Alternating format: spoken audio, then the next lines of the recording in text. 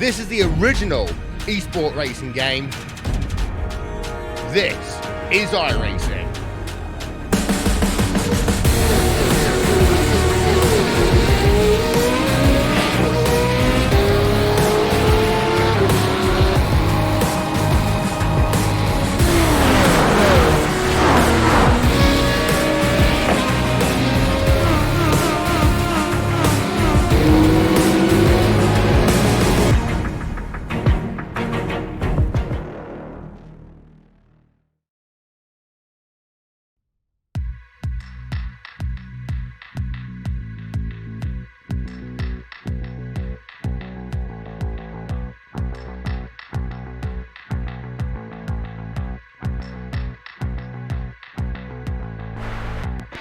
Live tonight for the virtual Indianapolis Motor Speedway, LSR TV is happy to say good evening, sim racing fans, and welcome to our continuing coverage of the 2019 Ricmotech Cup Series on your home for sim racing at the iRacing Esports Network, where tonight from the Brickyard we get set to go racing for round number 5 of this 2019 campaign. And as always, we're happy that you're spending a Thursday night with us upstairs at the LSR TV booth this evening. It's myself, Evan Pasoko, alongside Steve Bonesteel. Downstairs, our producer Hugo Louise is bringing us to you this evening. And Steve, we head into a fun one this evening. A couple of weeks of racetracks that are very normal or very familiar racetracks. Just a week ago for the Charlotte Motor Speedway, places like Vegas, Michigan, and Kansas. Those are all racetracks that we see a lot on the service, but tonight it gets a little bit unique as we go racing from the Indianapolis Motor Speedway. We have 200 miles of action on deck tonight.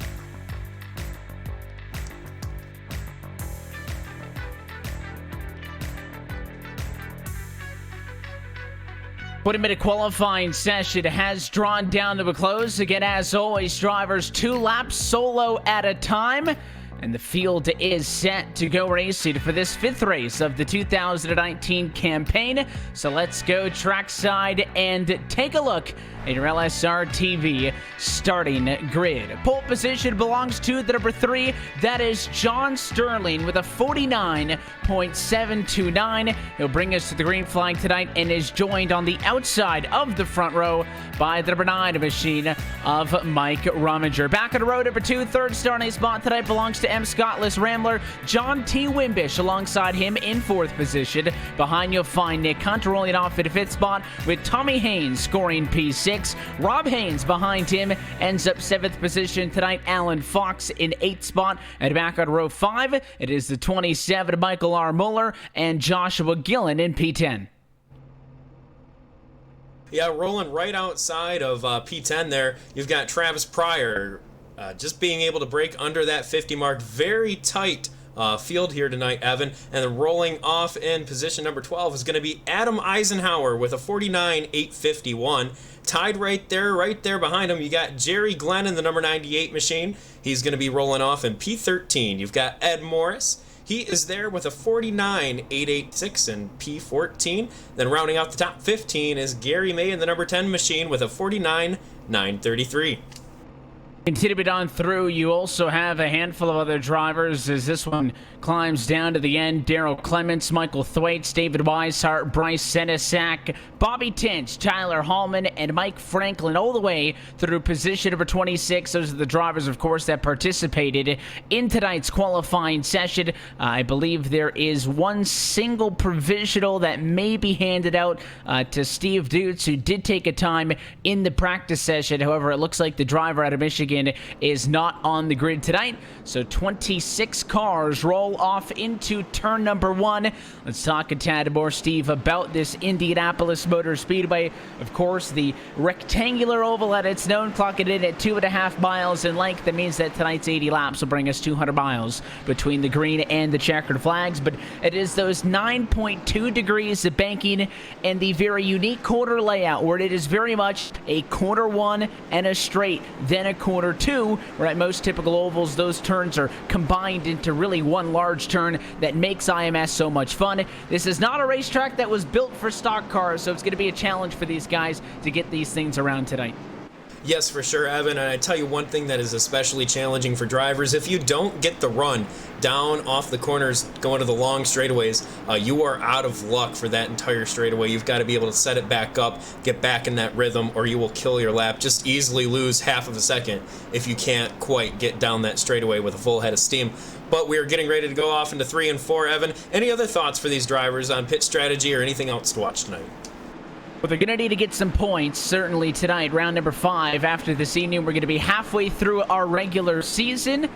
This is one of those unique racetracks where maybe at the intermediates or the larger 2-mile D-shaped ovals, it's a little bit more open. If Indianapolis just happens to be your knack, you got to get the points. You have to take advantage of those unique racetracks that suit your driving style. Tonight is a perfect example for somebody like a John Sterling, who from pole position comes into this evening 10th in the championship standings, only 3 points above the top 12 playoff cutoff. So it is a big night for he and all of the other drivers in the rest of the field. The pace car heads down and in, though. As always, we're happy that you're spending a Thursday night with us at LSR TV, the iRacing Esports Network. Green flag in the air. Let's go racing from Indianapolis as we go on the gas. First time, we'll send him through 1 and 2. Sterling clear for the race lead. And looks like Rambler making a move as it's Ricmotech stuck outside on the exit at turn 1.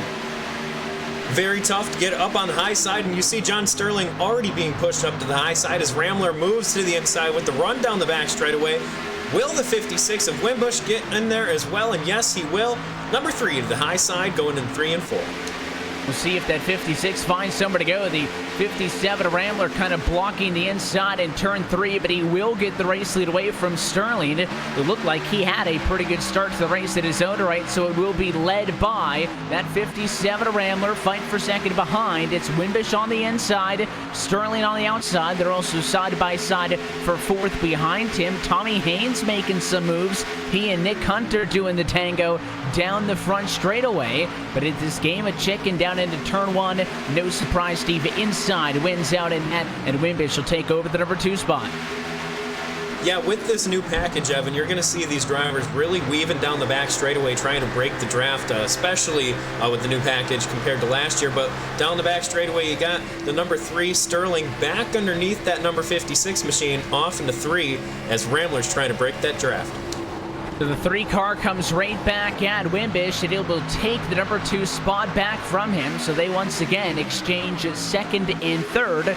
All of this is allowing Rambler to pull away just a little bit out in front of the field as his gap grows to about 6 car lengths. Also, the fight behind him has ended up with Tommy Haynes atop the 00 and Nick Hunt. So Hunt's going to fall down to the number 5 spot. So certainly a lot of action early on, but he already just 3 laps into this race, Steve, these wider camera angles, we can see that snaking that you talked about.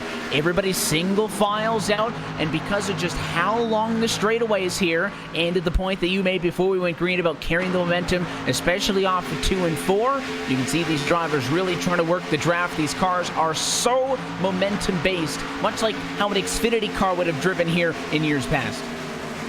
Yeah, for sure, Evan. And you see there, early on, that high side kind of not a good place to be, but as the run goes on and the tires start to get wore out, you just simply can't drive that car down on the inside. If you've got somebody your outside, you can actually start to hold those guys off and easily get the run back off the corner. Passing here as the run goes on gets incredibly tough, and you really almost have to wait for another driver to either hit the rumble strip on the inside, have to check up to not hit the wall, because passing, unless you have a big run, is very, very tough. And that's why it's important for these drivers to gain positions, make the moves when they can early. Some big movers, Jay Pryor back in 11th position. He's gone 18th to 11th behind him. David Elliott has gone 19th to 13th. So a lot of guys getting their money's worth early in this one. But that small battle for 2nd and 3rd position between the 3 and the 56 that has now gone in Sterling's favor. And with Wimbush dropping off a couple of car lengths, seems to be dormant for the moment. Rambler was able to pull away, and your race leader sits at about a half a second cushion of the cars in 2nd position. And you can see him bob and weave to the outside, to the inside, and back up top to make sure they could get that arc into the corner down the front straightaway that time.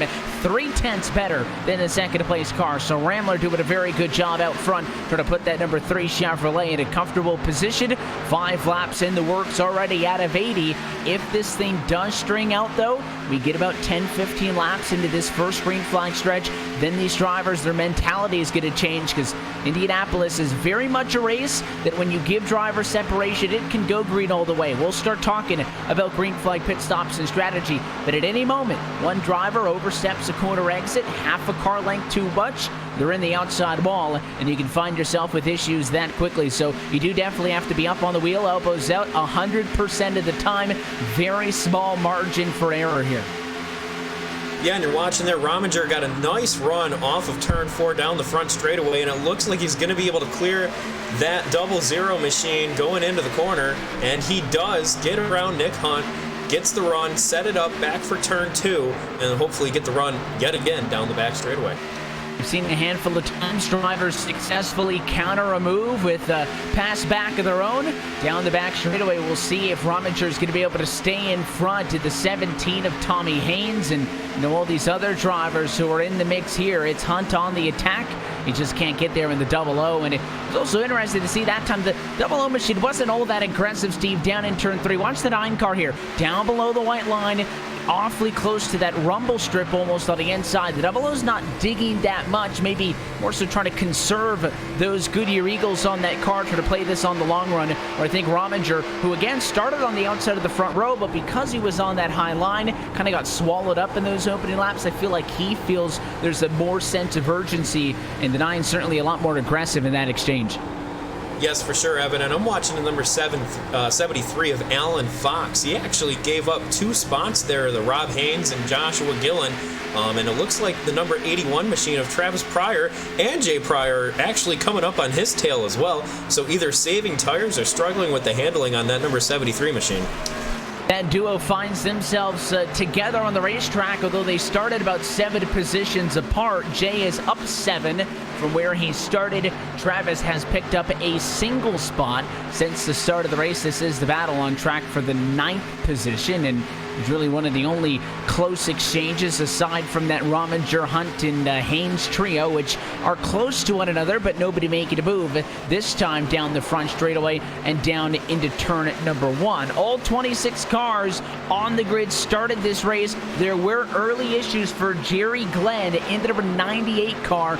All on his own, looked like on lap number 1. He had some issues towards the back of the pack where he spun out of turn 2. Got elected, I believe it was the 7 of Ed Morris. So there were a couple of cars that spun in the back on lap 1. There was no yellow, but Glenn is on the pit lane and may end up being the first driver to go behind the wall tonight.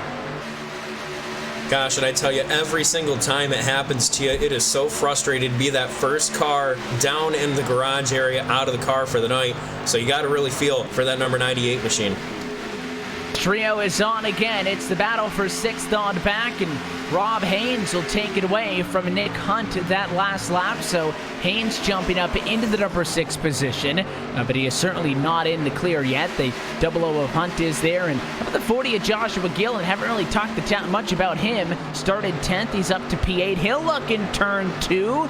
The 00 machine will come down, shut the door, and again, at this point in the race, you just can't force anything in that position, and so they will stay in line for the moment. The 40 will peek to the inside in 3. He just doesn't have the momentum. He was even with him, but as long as the 00 doesn't leave a gaping hole, it's going to be difficult for him to get up on him. We'll see if Gillen now much closer as they head to 4. Will dive to the inside, and with not much of an arc, he'll get in there, but way too tight, and pushes up, and Hunt will stay in front of him. Yeah, you were talking about margins of error, and right there, I tell you what, you couldn't fit more than a couple pieces of paper between the two of those drivers. And right now, back up at the front, Rambler is starting to get closed in from behind John Sterling in that number 3 machine. He's getting maybe half of a tenth each lap on here, so we'll see if we get a battle for the lead here in the next few laps. Trying to chip away. Sterling in his own right has a second advantage over Wimbish in 3rd, so he really is in no man's land in that number 3 car, but is trying to get back up and into the conversation as we now see these packs of 2 cars here and 3 cars there, where the draft is just keeping them all together, all on top of one another, and It allows us to kind of stay on our toes as well, because you never know where a pass is going to come from. It's a combination of somebody getting a good run off the corner and maybe somebody missing their exit a little bit, having to roll out of the gas, and next thing you know, that 3-car length advantage, which was never safe to begin with, but then all of a sudden you find yourself under fire, and all 25 cars on the racetrack right now are still scored on the lead lap. There's battles all the way back to as deep as 18th, 19th, and 20th, where Tyler Hallman, Mike Franklin, and David Weishart are going at it. That's another 3-car pack, about 12 seconds off of the top cars. And another battle I'm watching is around 16th with Adam Eisenhower in that number 86 machine. He's got some left side damage there, and he's actually starting to fall back. You got Senesac that just got around him, the number 32 of Clement, looking to the inside, not going to make the move, but that number 86 looks like he's hurting a little bit. The spoiler looks okay, but any amount of damage at a track like Indianapolis can really kill your run. And now 11 laps into this run of an 80-lap contest, you're already looking at tire fall off as much as 3 seconds. This 2019 package is kind of taking a lot of that away, Steve. We're used to seeing 2, 3, sometimes 4 seconds on the very end of a long run at some of the racetracks with older surfaces in these Cup cars. That has always been the norm. With this package, though, and the much higher corner, or I guess center of corner speeds, and cars not lifting out of the throttle as much, it's been closer to 1 to 2 seconds per. But I mean, for your race leader right now, Scott Rambler, fastest lap of the race was a 50.1. His last lap was a 53.2. He's already fallen off 3 seconds. So a bulk of the tire degradation is happening very early in these runs. So they're going to have terribly handy race cars for the majority of them. Yeah, we've got a big-time battle shaping up just inside the top 5. Got the number 9 machine, Rominger, trying to get around the number 17 of Haynes. Not going to be able to do it. Got the number 29 machine down to his inside. And it looks like he's going to be able to get clear of him again. But these 4 cars, Wimbish, Haynes, Rominger, and then Robert Haynes, all right on top of each other. And Haynes will lead this group down the back straightaway. Rominger's been one of the busier bees in this race, and they're all closing in on John T. Wimbish in the number 3 spot. So you're going to get set to make it a 4-way battle just off of the horizon. I don't think Nick Hunt is close enough. He's about a 1.5 seconds off of the rest of this group, so maybe a little bit too far to be within striking distance. But all of these cars seem to be converging on one another, now 3 seconds off of your race leader. So Wimbish in third, maybe, is falling back to these other cars, because just 3 laps ago it was 2 seconds, and he's fallen off to the top cars at about 0.2 per lap. So we'll see if Haynes, and even somebody like a Rominger, who I made note of was being more aggressive in some of those earlier race battles, has been able to keep the race car underneath him. He's looking to the inside of Haynes, and I don't think he's got enough of a run at a 2 to make it happen this time, but he is certainly applying the pressure. A number of drivers applying the pressure throughout the field. Evan, Bryce Senesac on the move, breaking into the top 15. They're getting past Gary May in that number 10 machine. He's passed 2 or 3 drivers in the last few laps, so I've got my eyes on him as the run goes on.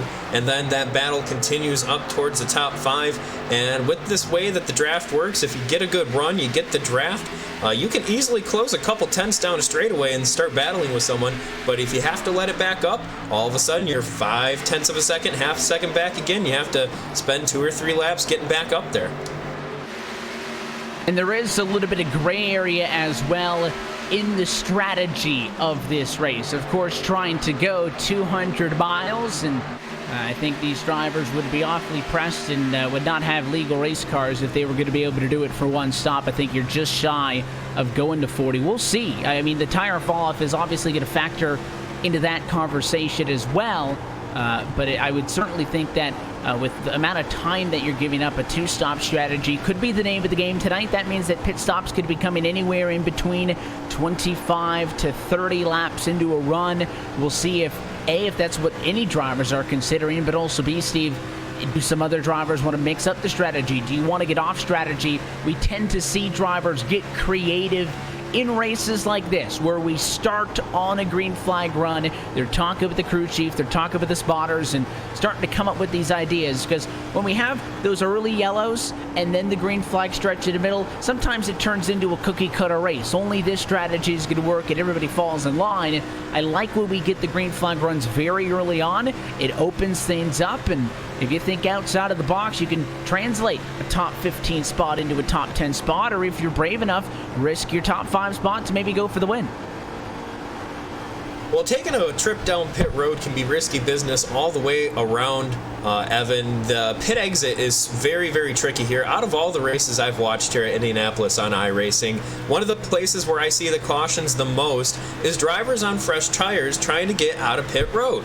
So I wouldn't be surprised to see some of these guys take it really aggressive and try to close those gaps up, and some of these drivers take it super conservative on the pit road exit. You don't need to take it coming in, but you do need to take it coming out, and it can make or break your race completely.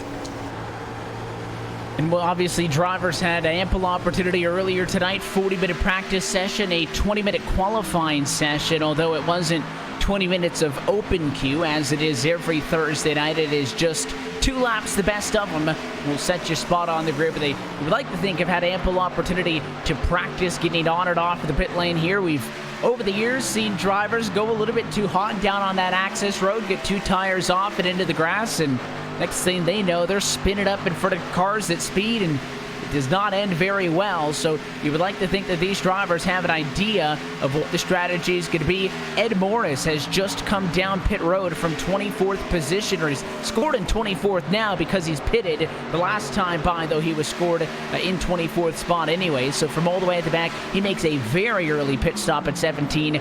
Wouldn't expect the rest of the field to hop on that same strategy. Maybe he had some damage on the car.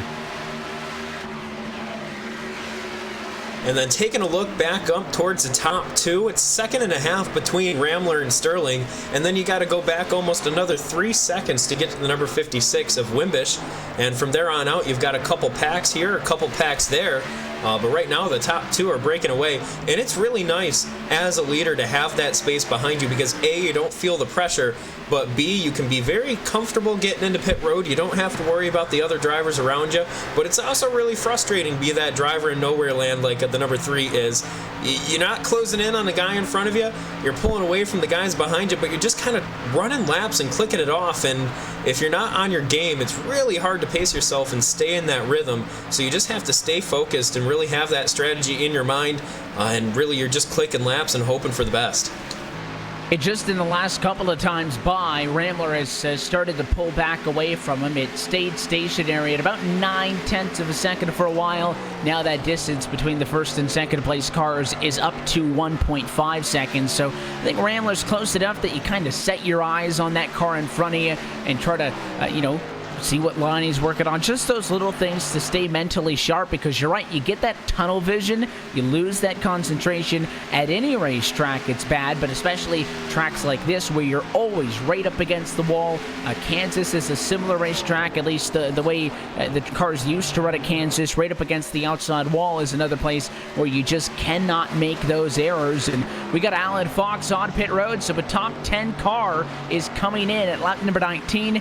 It'll be service for the 70-30, expecting it to be 4 tires and fuel, and I was guessing 2-stop may be the call, but pitted at lap number 20 would suggest that drivers are thinking about going for 3. Yeah, we'll have to see what the guys towards the top 5 decide to do, and if any of these drivers that are teammates decide to come down together. The draft isn't a huge deal here at Indy when you're working together. That really doesn't happen like the super speedways, but it does play a factor nonetheless, so it'll be interesting to see who comes down with who, as it looks like the 56 and the 17, they're both diving it down. And your race leader, M. Scott List Ramler, is in, so all of these drivers making the indication, assume influenced by the tire wear, that they are going for what appears to be a 3-stop strategy, because at quarter distance in this Brickyard 200, all of a sudden a lot of your top 5 cars are in. All you got to focus on now, especially for that group of 3 cars that are in together, don't miss your pit box by staring at the guy in front of his bumper, and don't overshoot the box either. Get clean in and clean out, because similar to plate track, Steve, you don't want to leave pit road on your own. conventional wisdom would say, I want to beat all these guys off the pit lane, leave them behind. But if you're out there on the racetrack by yourself, you lose a little bit of that draft. And look at the way they race off at the pit lane here. The 29 of Haynes barely going to edge out the 56 of Wimbish. He picks up a few spots, but they're still leaving together. So that pack will still be there 5 and 10 laps from now. I tell you what, as we watch these guys come up off pit road, the number 29 of Rob Haynes had a really nice stop as he sticks the exit there, almost clips the grass, keeps it in play, and away he goes, and everybody has a pretty clean exit. But the number 56, he did slide through his box very, very slightly, probably able to crack it back in reverse and set it back in there, but just that easily you can lose about a second or so here at this track. That's how consequential it is. If you make a mistake on pit road under yellow, it's going to cost you positions because so many cars are down there. If you make that same mistake during green flag stops, you're going to lose a ton of track position. I suppose, to the grand scheme of things, a second on the racetrack isn't as bad as 5 spots, but still, don't make the mistakes. And oftentimes we've seen races won and or lost by those simple mistakes. Drivers just not practicing, get it onto the pit lane at the right speed, and some of the more dicey pit road entrances. Entrance here isn't that outrageous. I think you do have plenty of time to get it lowered down from about the 175, 180 miles an hour. You're due it off of turn 4, but it is still a thin margin, and of course pit road exit here I think is one of the funner parts. So through all of this, Joshua Gillen has cycled through to your race leader. He started in the number 10 spot and was running just at the tail end of the top 10 for the most of this battle. Davey Hendricks, Gary May, Daryl Clement, Randy Perdue, a lot of new faces up front as this all cycles through, and I believe we're waiting on the top 6 cars to come down pit road because the 57 Rambler should, I believe, be the driver that will maintain the top position, and he will go back to the lead spot once all of this completes itself. It was another painful pit stop on pit road for the number 3 machine. Slid through the box, and it took him a little bit to get it in reverse. So unfortunately, just like that, John Sterling lost about 2, maybe even 3 seconds, if not more, on that pit stop. The number 9 machine, Rominger, was able to get around him and pick up a spot there. So that number 3 is going to have to really work on this run, stay consistent, and honestly, a lot of these drivers definitely going to be looking for that yellow because our leaders will start lapping people here within the next 10-15 laps. The leaders are eventually just going to make their own way back around to the lead lap in this race, and once they find themselves up there, I'm assuming before that gets done, looking at the 12 or 14 second deficit that they're at, that they are, the other cars are just going to come down anyways. But I mean, even Rambler, who should become a race leader, he just got passed by a damaged number 86 just because that car had pitted a little bit more recently. So this lap traffic does become a whirlwind, and this is when, for those drivers, and especially the larger teams in this series who have the spotters and the crew chiefs in the service with them and aren't just using the iRacing AI spotter, this is where communication's key. Let me know who around me I'm actually fighting with, who is not for position. If you're a lapped car, you're hoping that you can see the leaders coming and get out of the way. And it looks like this time by, it all cycles through, and contact! Rambler gets into the 86 car, and spinning around is Adam Eisenhower. That was the non-battle for the race lead that I had mentioned, just lap traffic, and Rambler gave him a shot into turn number 1, and it about took the 86 car out of this race, and it did. He got into the outside wall. He's got a ton of damage now on the inside of 1 and 2, but there is no yellow. And that is going to be frustrating, of course, for the 86, but it's frustrating for everybody out there. You hear that car going around, spotters keying up, letting you know, and no yellow. So we stay green. At least the second incident tonight at that end of the racetrack that has not brought out a yellow. There was an opening lap incident with 2 cars involved in turn 2, and Adam Eisenhower just got sent that time by your race leader, Rambler, who, I mean, it didn't look like he drove it in deep, Steve, and punted him. I think that the 86 might have lifted a little bit early, and Rambler was a tad bit careless following him in directly on his bumper to turn 1, but I'm sure a little bit of that is the 57 feeling like I'm the race leader. There was no need for you to pass me in the first place, and maybe that frustration bowled over, and now a caution flag is going to come out, and I don't know how the race control is going to feel about this one, because Adam Eisenhower, who, of course, was just at that incident, parked on the back straightaway to take a tow to pit road, and that does trigger the caution flag. It'll definitely be interesting to see what race control thinks of that one, and that's frustrating there. He was so close to the access road where he could have stopped, not brought out the yellow, but unfortunately it looks like maybe the engine gave up. He was not able to quite get there. So either way, here's our first yellow of the night after our first round of pit stops, and this makes strategy interesting, Evan. It does, because now we find ourselves just having completed pit stops. Drivers would have been sent to pit at the halfway point in this race, probably 40, probably pit at lap 60, and then be able to go to the distance. But instead, all of this now finds itself flipped upside down, and we're going to have, I assume, everybody down for caution flag pit stops. Yeah, this that little round of green flag pit stops and everything that happened in between really shook up the top 10. You got some of the drivers that were right up there in the top 3, top 5. They're barely hanging on to a top 5. John Sterling, notably, he was in second for that entire first run we had, and he is in 6th. So obviously, I assume all of these drivers are going to bring it back down pit road, get 4 fresh Goodyears, top off on fuel, and then that'll set them up for maybe another green flag run, but we'll see. You know what they always say in real life, cautions breed cautions, and that's always the truth here on iRacing, it seems. So we'll just have to see who does what, maybe some 2 tire takers. We saw how important track position was. So as everybody dives down behind the Ford First Mustang pace car down the pit road, we'll see what everyone does.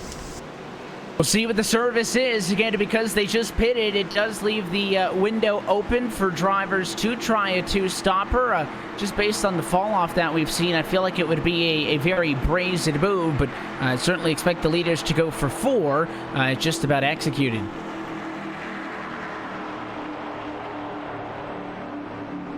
Such a long pit road here, and that was one other thing I was going to say about being under green. If you get a speeding penalty here, it is incredibly painful to make that round down pit road again. So luckily I didn't see any pit road penalties. At least if you get it under yellow, it's end of the line. But a green flag pit road speeding penalty, it'll kill you here. Looks like we do have some 2 tire takers though, Evan.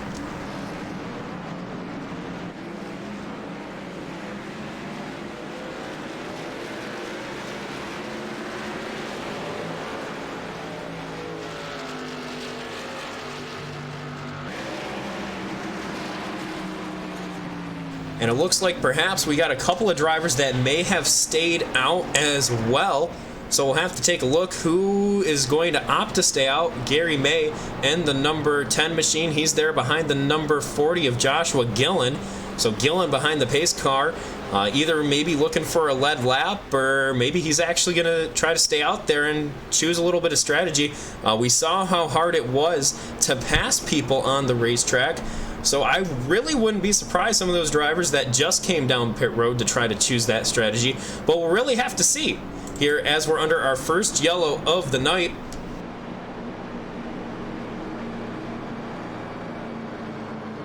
Taking a look at the drivers that did make it off pit road, Scott Ramler did make it off first, followed up by the number 29 of Rob Haynes. Then you got the number 56 of John Wimbish.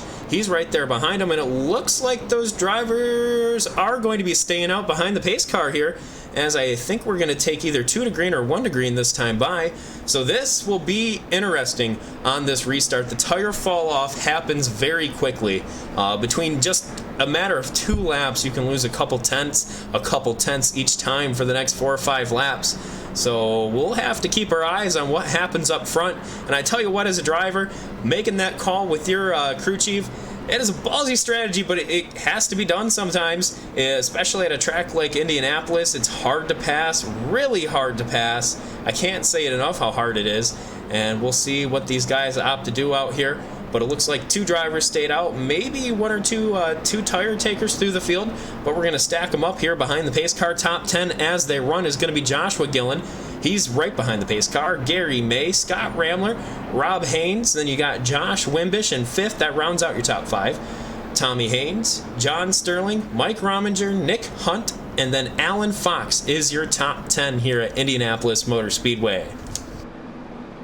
So no surprise that we do have those couple of drivers who decide to mix things up. I do believe that at the end of the day, we are still going to see that same group of drivers, that 3 or 4 that had pulled some 6-7 seconds ahead of the rest of the field by the time we got to the green flag pit stops. I still think those cars are going to be the best, but we always tend to have one wild card. It's somebody who started outside of the top 10, made up a couple of spots. All they need is a timely yellow, which we just saw, and it can completely change how this race will look for them and everybody else.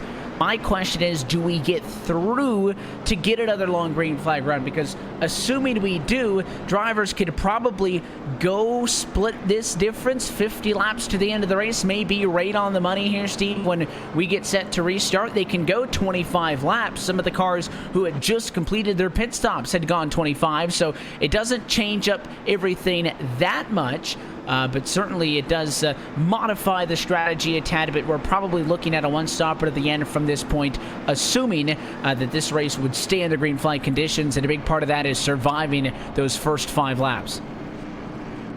But we are stacked up. The pace car lights are off, and we're doubling back up for the restart here. We're going to be taking the green for lap 31 at Indianapolis Motor Speedway. It's been an interesting start to the race. We had a nice green flag run to get it started, and the field got spread out very quickly. We had a little pack here and a little pack there, but the top 2, Scott Ramler, followed by John Sterling, broke away by a considerable amount of time. But right now, both Sterling and Ramler are not going to be in the lead spot. The number 10 machine did bring it down pit road and cycle out of the spot he was in.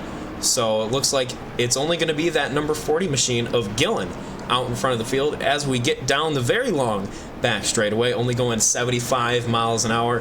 That makes for about a 2-minute pace lap. Very, very slow here as we get ready to go.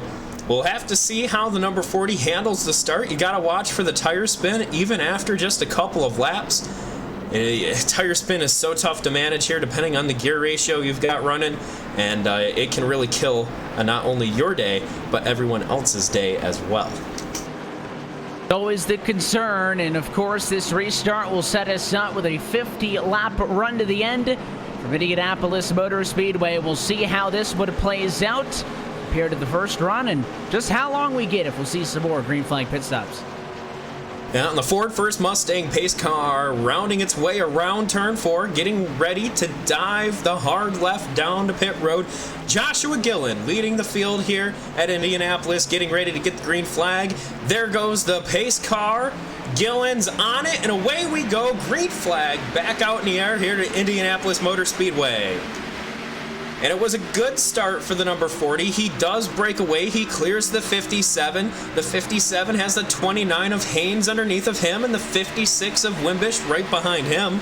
Then just behind him, the 17 and the 3, they're side by side as well. The number 40 has to do a little bit of a checkup there, and the 29's right on his back bumper, coming out of 2. Down the back straightaway, here comes Haynes on the inside. The 57 makes a big block on the 56 of Wimbish. And they're going to be side by side into 3 and 4. And just like that, the number 40 dropping back like a rock. Gillen's got to hold on to it on the outside. We talked about that earlier. Being on the outside on the restarts is tough. Well, now try to do it with a couple lap old tires here, as it now looks like he might get a clearing on the 17 of Tommy Haynes. But here comes the 3 on the outside with the run and the side draft as they go side by side into 1. The 40 clears the 17, keeps the bumper in front of him, but loses the run off into 3s in the wall. Everyone's diving down to the inside. The number 3 trying to get it back underneath of him here, but it looks like everyone's lining up to pass on by. A little bit of a 3-car bump draft on the inside of that number 3 machine there down the back straightaway, and they're lining up, continuing on the inside to try to get around him there. The 17 of Tommy Haynes trying to get around the 40 machine who stayed out. Not able to do it there, and the 3 continues to drop back. He's going to be falling almost all the way outside of the top 10 here after a horrible restart. And then back out in front, Rob Haynes dives into turn 1, and he's got a little bit of a clearing on the 57 of Ramler. as they do have a little bit of a breakaway over Wimbish and Gillen behind them as they all try to get around and get situated here and get lined up and hopefully start breaking away here as wow, there's a lot going on here on this restart with that number 40. He's trying to stay out, and he is struggling holding on to it right now. It'll take about 3 or 4 laps for the tires to equalize, but the delta does close. But at that point, he's already lost all the positions that he gained. And then continuing to look back towards the end of the top 10, Bryce Senesac on his way, breaks into the top 10. We were talking about him in 15th not that long ago as the number 9. You've got him, Rominger, on the inside of the 40, trying to get around him.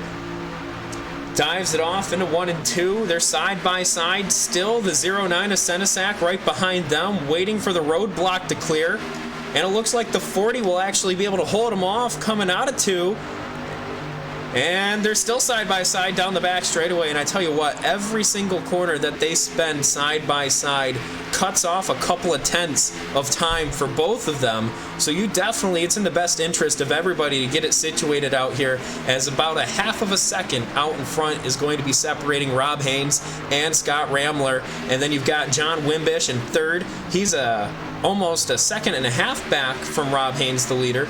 And then you've got Tommy Haynes and Nick Hunt to round out the top 5, and they are trying to break away from this gaggle of cars, still trying to get around this number 40, and it looks like the tires are finally starting to equalize, and he's going to be able to hold them off. Now he has to focus on falling in line so he can stop getting trained on the inside there, as it looks like we got another driver, the number 81, Travis Pryor, on the outside of Senesac, trying to set him up to make the pass here down the back.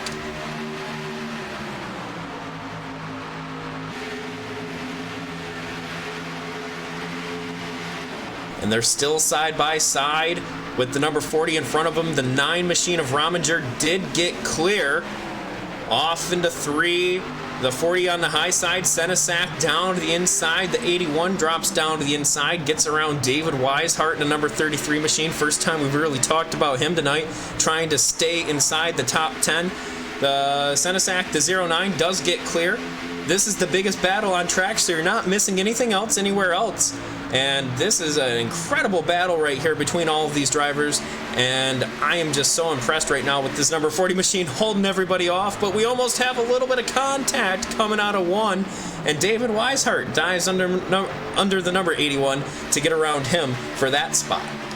And just that quickly, too, I want to make sure that we take a note here. Mike Rominger, Bryce Senesac, once they broke away from that little pack of cars, they've already gotten almost half of a second and pulling almost a second on them in literally only a lap and a half.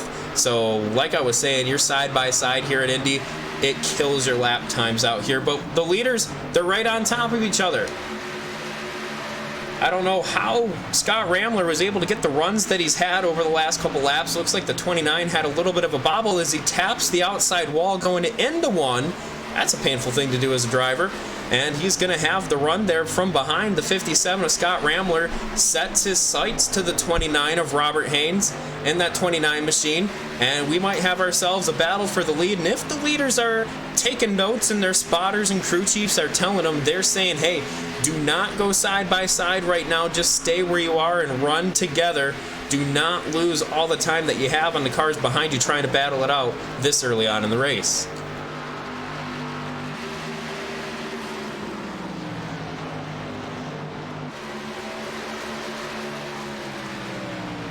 And then continuing to look towards the tail end of the top 10, you've got the 40, Joshua Gillen, still on the outside with the 33 of David Weishart, Travis Pryor right behind him. They're trying to get around him, trying so hard, but just can't quite get clear with that 40 hanging on there outside. The 20 or the 33, David Weishart, back to the inside. They're going to battle it off of 2 yet again, down the short chute into turn 2. The 33 makes the run. Is he going to be able to clear him? And that's a no, as the 40 continues to hold him off. And then take a look right behind them. Here comes another group of drivers. You got Mike Franklin, Michael Mueller, and then Michael Thwaites. We got a lot of Mikes in this little pack right here, I tell you what. They are all stacking up right behind him as finally David Weishart gets clear of the number 40 after about 5 laps of trying to do so. Well, certainly these guys have been going at it on this run. A lot more action, a lot more packs of cars. What we saw at the opening run of this race. Gillen just giving up that spot to Weishart. Now going to lose another because here comes Travis Pryor. He'll pass on the inside line. The 82 of Mike Franklin also going to make the dive into turn number 1. And despite making a very late dive, he still completes that pass. And next man up is the 27 of Michael Mueller. So everybody trying to team up on the 40 car. Got squeezed a little bit that time, but certainly Joshua Gillen getting eaten alive by these cars back here. Yeah, we've been seeing it for the last 10 laps since we took the green, and that 40's done a well of a job. The 12 is sideways behind him, and he saves it. Michael Thwaites is going to keep it going. He loses a lot of speed, though, after he drove it in too hard into turn 3. Trying to battle with John Sterling. Now Sterling makes a big mistake, so the 3 car loses a ton of speed. Here comes Thwaites. To the very inside is Tyler Hallman, and we're going to battle 3 wide across the yard of bricks. It'll become a 2-way battle with Sterling dropping out, and now Hallman lifts as well. And through the middle, Michael Thwaites ends up in front of this group. 5 cars in this exchange. You can throw a blanket over them. And the leaders have got separated yet again about half of a second. Haynes still out in front. And this right now, the number 3 machine trying to get that car back up towards the top 10 after catching that wall early on in the run. It looks like that damage might be holding him back, maybe hurting the handling, hurting the top speed on it a little bit. So that number 3 machine, a driver who was in second for the entire first run, is now struggling to hold on to the top 15. The way that it ebbs and flows in these races, the way that the pace shakes out, but this time by the start-finish line, we are past the halfway point in tonight's Brickyard 200. So let's take a look top to bottom at our Ford Entertainment Group midway race break. Rob Haynes currently being scored as your race leader. He has a half a second advantage over M. Scott List Rambler in the number 2 spot. John Wimbish is scored 3rd with Tommy Haynes 4th and Nick Hunt rounding through your top 5. Mike Rominger, tad bit further back down the line, is in P6. He's holding off the 09 of Bryce Senesac, who's in this group as well. David Weishart scored in the number 8 position with Mike Franklin in 9th and Travis Pryor rounding out our top 10. Yeah, right outside the top 10, you've got Joshua Gillen, who made that big-time call on that restart. It really didn't work out so well. He's hanging on right now just outside the top 10, but he's right there in 11th. You've got Michael Mueller. He's sitting there in 12th with Michael Thwaites in that number 12 machine after making the big-time save just a few laps ago. He's followed up by the number 52 of Tyler Hallman. He's hanging on right now to 14th with Davey Hendricks right behind him in 15th. John Sterling struggling to hold on to that number 3 machine. He is sitting there in 16th, followed by Bobby Tinch in 17th, about a half of a second back. Darren Clement, another half of a second back in 18th. And then Alan Fox sitting there in 19th, followed by David Elliott in the number 42 machine, sitting out there, rounding out the top 20. 3 more cars also scored on the lead lap. It includes Ed Morris in 21st position, Randy Perdue in 22nd, and Jay Pryor is the last car on the lead lap in 23rd. 1 lap down is Gary May, scored in 24th position. Jerry Glenn is also damaged, but still in it, 4 laps down in 25th spot on the racetrack. And then, of course, Adam Eisenhower had that early incident in this race. He has still not technically parked the car. He's on pit road. He is eligible to return, but for all intent and purposes, his night is done in 26th position, all the way at the back. That's been a look at your Ford Entertainment Group midway race break. FEGPC has been serving the iRacing community with custom-built affordable computers specifically built and tuned for iRacing. Your PC will come with everything you need preloaded so you can get racing as soon as it hits your doorstep. Get yours today and join the 600-plus iRacers already enjoying a Ford Entertainment Group computer. PCs to fit every budget from $540 and up. You can go online to www.fegpc.net and mention code LSRTV10 to get your build quoted today. 10 laps from now, we should be within the fuel window to make it to the end of this Brickyard 200. Right now, working lap 44 of 80. We just kind of recapped it all with that complete look top to bottom, and We are starting to see now Haynes, who has been very impressive out here in this clean air. If you had to peg somebody, I don't think the 29 would have jumped off the paper at me coming to the restart, but he has done a very impressive job now separating himself from Rambler. Rambler's also 2 seconds ahead of third place, so we did see some closer battles and a lot more contested positions inside the top 5, top 10 compared to the very start of this race, but the 29 starting to get a stranglehold on this one. Yeah, the 29 of Rob Haynes does have a pretty good rhythm set in, but that rhythm was almost broken that last time coming off of turn 4. Looks like the back end slipped out just a little bit. Only lost about half of a tenth, maybe a tenth at best. So luckily for Haynes, he's able to hold on to that, no issues there. But I tell you what, like you talked about earlier, that margin of error is so small.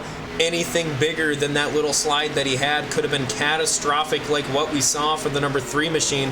So any mistake on any corner or any place on the racing surface can get you in a lot of trouble here. So Rob Haynes right now out in control of this race. Rambler trying to chase him back down as we do get close to that fuel window, Evan.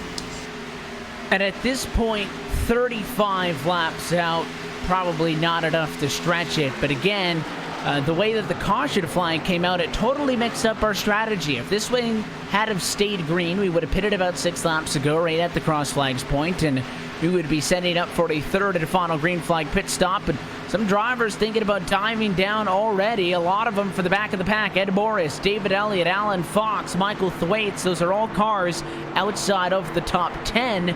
I would be very surprised, Steve, if they don't go for 25 and 25. These cars on pit road at lap 46 had just completed service not all that long ago. And you look at the lap tracker, we just went back green at lap number 30.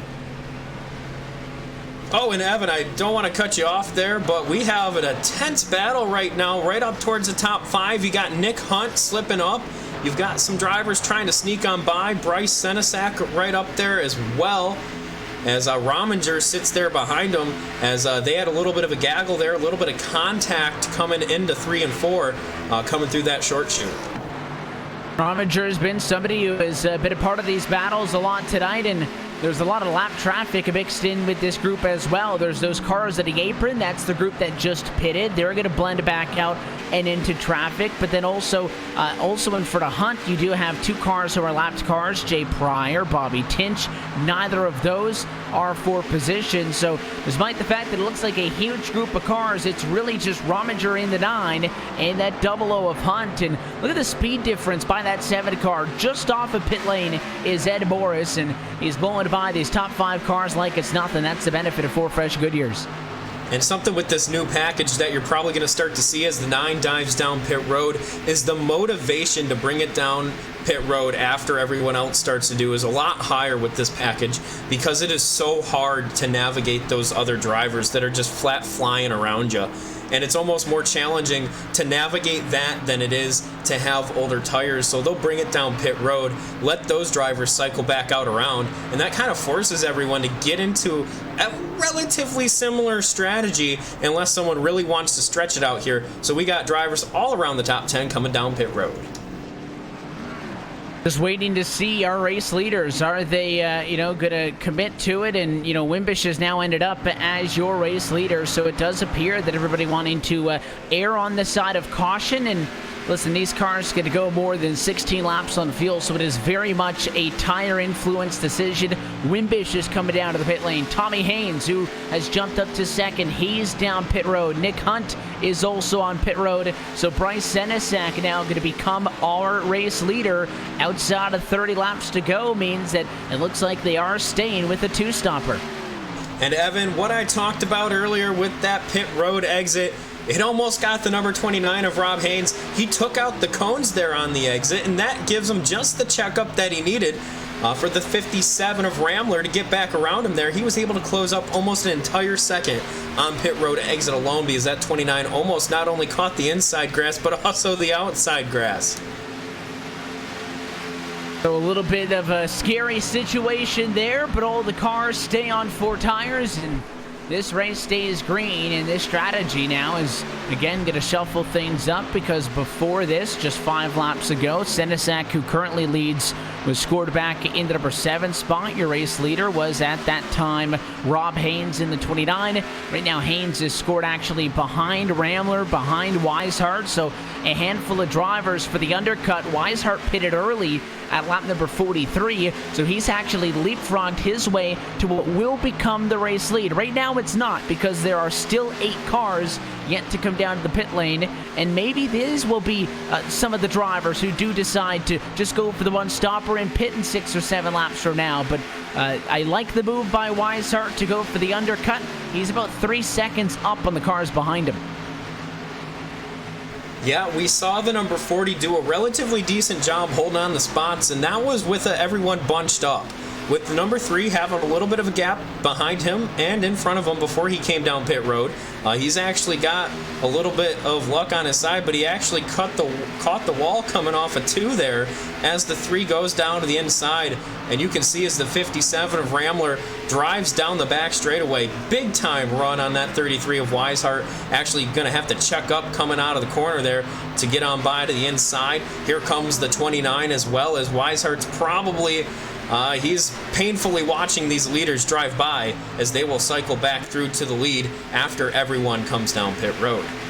Just nothing he could do about it. He came in before them, got the fresher tires. He had the advantage. Now they have the advantage of fresh tires, and you know, it's a good gamble by Weishart to try to mix things up, but no surprise that Rambler and Haynes get back on through. Now the question is, can the number 29 machine get all the way back to the very front? He finds himself behind Rambler. These two a little bit more even on the tires than compared to Weishart and the 33, who came down about 3-4 laps earlier than they did. Rambler was a second off at the top spot before all of this, so he's really took a gamble, put himself in a good position. Again, we're still waiting for Senesac, Franklin, Hendricks, Pryor, and Clement to come down pit road. The battle you're watching for P6 will become the battle for the race lead, now inside of 30 laps to go. And I can't imagine that Senesac's going to be staying out a whole lot longer. His last lap was 4 seconds slower almost than those drivers that came out on fresher tires, so Rambler and the number 29 behind him there. So Senesac right now hoping for that yellow like what we had earlier on in the race, and really at this point you've got to stay committed to that strategy, because you're going to come down pit road, and then you, towards the end of the race, might have slightly better tires, but at that point you've already used them all up, so you've only got so much more life in them. But we'll have to see how it all shakes up. If we get another caution here, especially right now, that changes everything, really. And Bryce Senesac comes out a big winner, picking up so many spots here, not only on the racing surface, but with a little bit of strategy here today. So very impressed with Senesac, and we'll have to see how that strategy pans out. We'll see if it does pay off for him. Again, he can probably go one stop to the end. Something tells me if you're stinging out this late on the run, Steve, that these 5 cars have to be going for the one stopper on this 50-lap run to the end. If you were, you know, we've seen 4 laps early, 4 laps late, that little bit of variance in the pit window for everybody who we assume is going on 2 tires. But at this point, unless you've completely given up hope of your strategy and it's simply, I'm going to stay out till I'm dry because I want to catch a caution flag, and next thing you know, I got a top 5 car will make some noise. At this point, I would think you're committing to the 2-stopper. We'll see if that is the name of the game, but I mean, all 5 of these cars locked in. Travis Pryor now coming to pit road from the number 4 spot, so 5 cars up front turns to 4, and Rambler re-enters the top 5. I'll be interested to see how Rambler and Haynes, how this shakes out for the 2 of them. Now that they're right on top of each other and they're going to be navigating a little bit of traffic here and there, they might stay together, or a slight mistake happens out of 1 and 2 of them, and then all of a sudden they're broken apart. So we'll have to see how it shakes up. Before they came down pit road, it was about 1.5 seconds for quite some time. And then they were able to close it back up on that pit road exit. Rambler was able to take advantage of every little bit and get out in front of that 29. So we'll just have to see how it shakes out right now. Senesac's still out in front. As he's going to be bringing it down, Evan. Yeah, he's going to come down to pit road, so the 09 Bashida is in. Mike Franklin, 2 seconds behind, is in. Davey Hendricks from 3rd, and Daryl Clement from 4th. All the cars that we were still waiting to come out to the pit lane have come down now for service. They can probably go 26 laps to the end of the race. The question is, are they going to stretch it? This seems like an awfully short amount of time to split in half, but it does put a bow tie on that very extended cycle. The green flag service at M. Scottlist Rambler now has gone back to the race lead, still working that 4/10 of a second advantage over Rob Haynes, and the 29's doing an awfully good job of staying with them. I don't think we've seen the top two cars on the racetrack be this close to one another, some 10-15 laps off of a green flag run. That would tell me that Haynes is better, because the draft with this package, Steve, it's a double-edged sword. It's good to have the draft because obviously there's less air pushing down on the front of the nose on the straightaways, less wind resistance. You can catch up, suck up. That's how the draft works. But also, when you don't have the air on the front of the race car, there's less downforce at the corners. It makes it harder to turn. So Haynes is doing an impressive job, and this tells me the 29's better. But we have been talking all night long about how hard it is to complete passes at Indianapolis since ever, but especially with the way that these cars work now. So I think Haynes is going to get the job done here in a couple of laps. Rambler's going to need to be perfect to keep him behind him. It's been really interesting on the other green flag runs that we've had. I know this one with the pit stops there is a little bit different, but every leader we've saw, Evan, has been able to break away within a few laps generally. Usually the guy behind him with that loss of downforce kind of gets tight, has to do a big checkup, and just like that, all of a sudden is a half second behind. But right now, they've been together since they exited pit road, and we'll just have to see. Like you said, that 29 being able to hang like he is, that does kind of lean me to say that the 29 is a little bit stronger than the 57, but perhaps the 57 saving his tires as much as he can while he leads out in front, because he knows that it's hard to pass, and the 29 knows that if you go side by side, you lose a lot of time. 57 probably is also aware that if Haynes gets on by him, it's going to be very difficult to get that counter punch. We saw a lot of that. Somebody passes, you go and take the spot right back, but not on these tires. And here's the challenge. It's Rob Haynes to the inside, down the back straightaway to turn number 3. The 57 Ramblers actually got the nose in front, but the outside is just going to be so challenging. And there it is, down low. Haynes going to go back to the race lead, snatches it away from Rambler. They'll catch some lap traffic. Not going to be a factor as Gary May does a good job of diving down and staying out of the way. But just like that, the 29 Ford back in front at lap number 58. And then updates for David Weishart in the 3rd position right now. He's been caught by Tommy Haynes, John Wimbish. They're right there behind him. So with David Weishart being on a little bit older tires, these guys do have the advantage at the moment. We'll have to see how they navigate around him, and we'll have to see how that strategy for the number 33 ends up placing him here at the end of the night. But right now, he's holding on to that 3rd spot. Doing a good job. Has some traffic, but Weishart kind of in no man's land here with Wimbish and Tommy Haynes, and I think Mike Romiger's a tad bit too far back. But I mean, they're a monstrous 7 seconds off of that duo that we have been following up in the battle for the race lead. That's kind of more so the numbers that I would expect through a green flag cycle. I think some of the cars staying out may have made the pit cycle feel a little bit weirder than it actually was. But again, I was surprised to see so many cars come in at lap 47, 48. That was only 18 laps or so off of the previous restart. And that time by Steve, taking 21 laps to go, would tell me that if they follow through with this 2-stop strategy, we're going to start this whole thing over again in no more than 5 laps.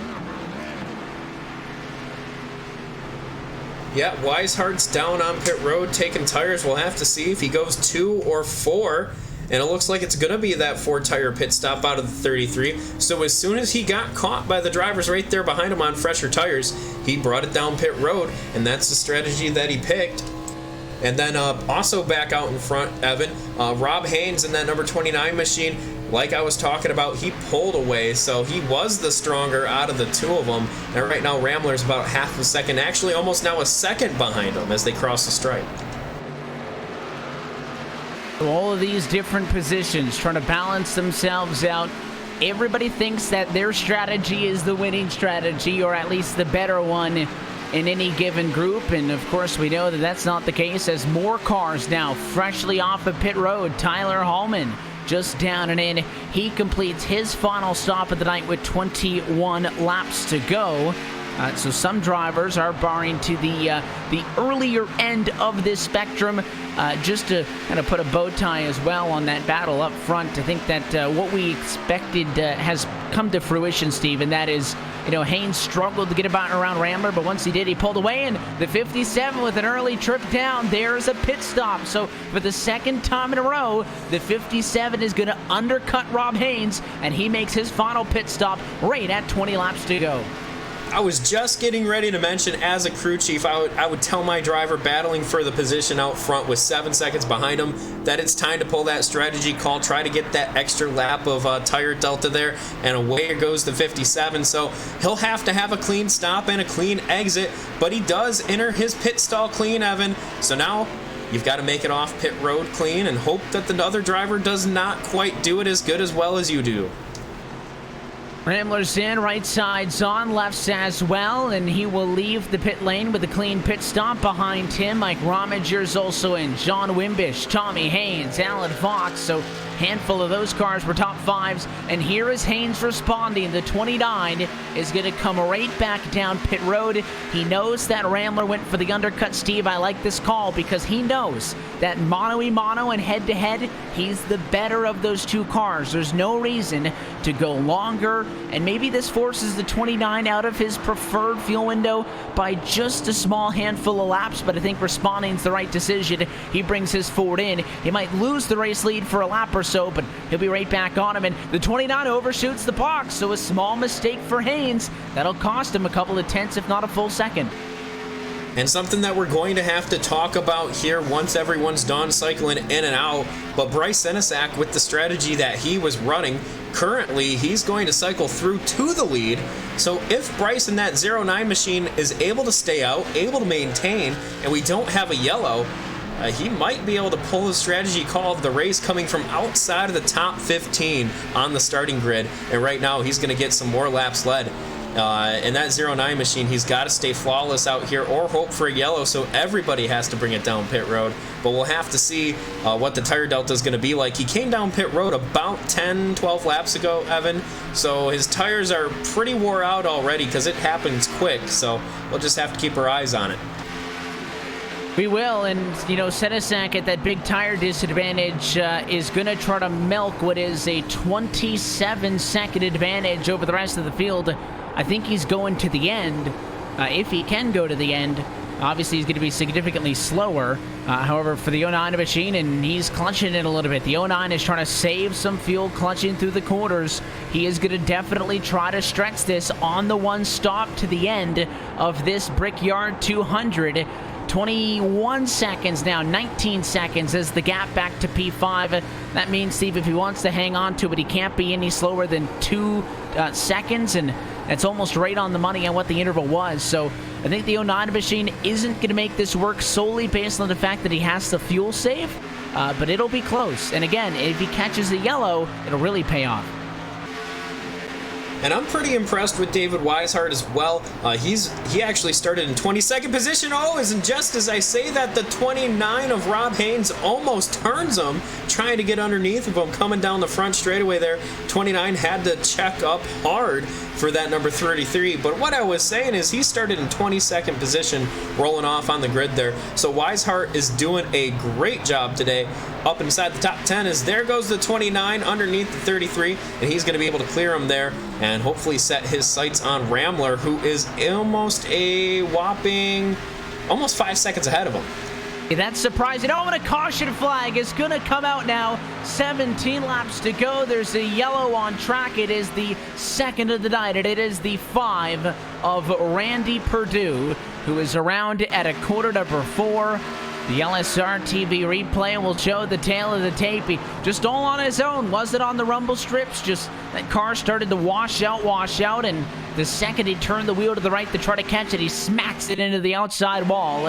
And second time tonight, we're under caution, and all of a sudden, we've got pit stops probably coming up with Bryce Senesac, who stayed out, trying to stretch it on fuel as your race leader now. And assuming we all pit, he'll be on equal footing with a great opportunity to try to steal this race. Yeah, assuming we all pit, and then assuming everyone takes 4 tires. For those drivers that just brought it down pit road, they know how hard it is to pass, especially if you've been trying to make those passes all night long. So perhaps you do come down, just get fresh right sides and hope for the best. And then some of these drivers, Bryce Senesac being one of them, he's going to have to take 4, of course.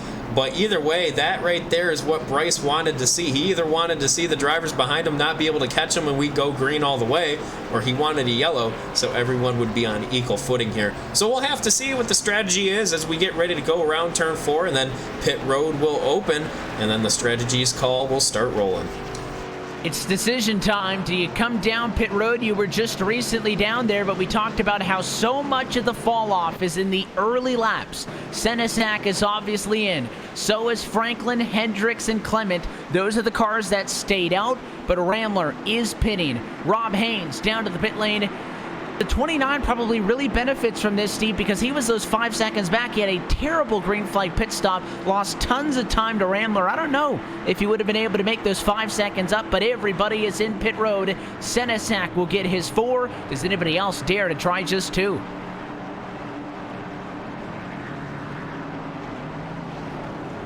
For the 57 of Rambler, he's in his stall, nice and clean. Right side goes up, and the crew's going to be diving around to the left side, and it's looking like it's going to be 4 tires for the 57.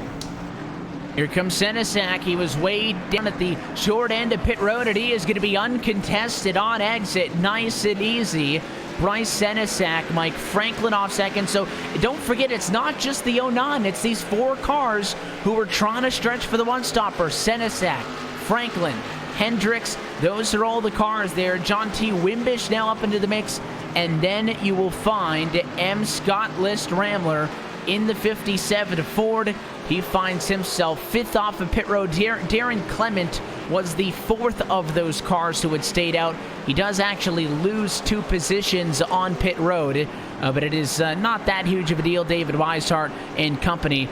So all of these cars now find themselves with a brand new race. Doesn't matter what we've done up until this point. We are going to have a mad scramble to the end with less than 15 laps to go. Yeah, we saw that last restart. It was definitely exciting all the way through the field. And of course, there was that wild card in there with the number 40 taking not taking any tires, staying out on that first caution. So these cautions out here, they are pretty hard resets. That stacks the field up. It was almost 45 seconds separating the leader from the last car on the lead lap before that yellow, probably getting pretty close to actually starting to lap drivers. And here we are again with a yellow to reset us. We're probably going to have just over 10 laps to go to get this race kicked back off. And do cautions bring cautions more? Or do we stay green to the end? And who is able to pass and who struggles on the restart? Who hits the wall and then falls outside the top 10? We saw the 3 machine of John Sterling. He was once the 2nd place car out here. He's struggled ever since he clipped the wall and probably only had about 45 seconds of damage, but that 45 seconds of damage absolutely killed the speed of that number 3 machine.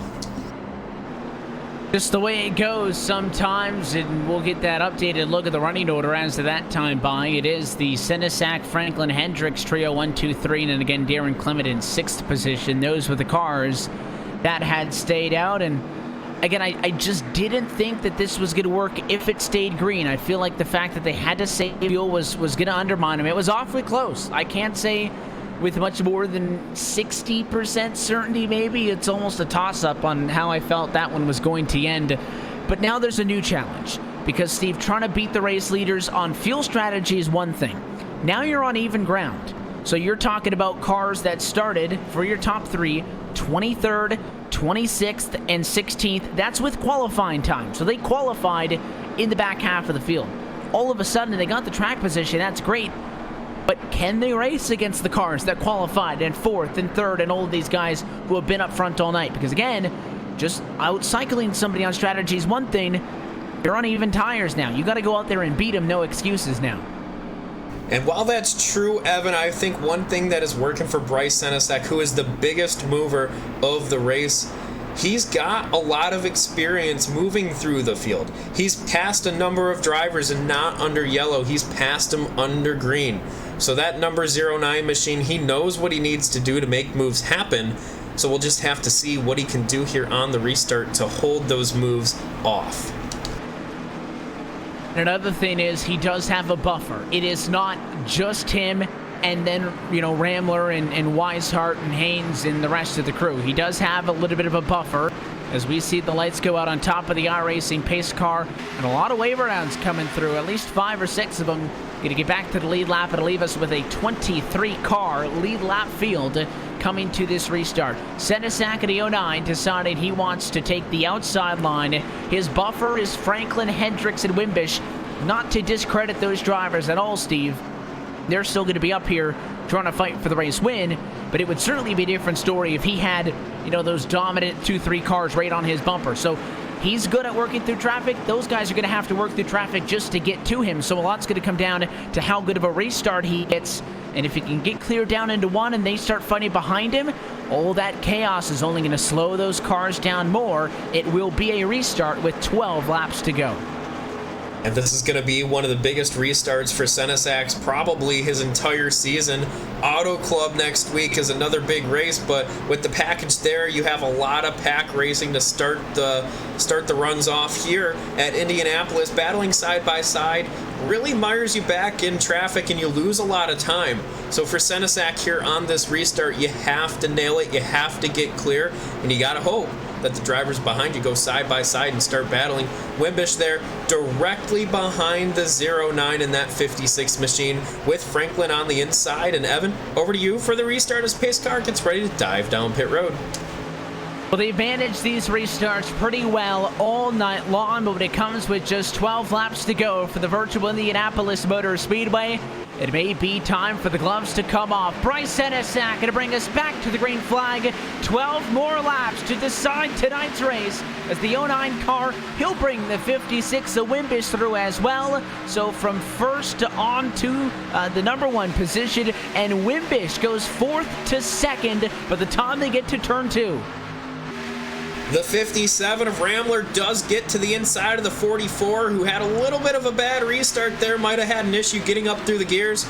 He's going to make the pass, and now the 29 has to contend with Nick Hunt on his inside going down the back straightaway. And then up in front right now, Senesac trying to hold off Wimbish with Mike Franklin right behind him.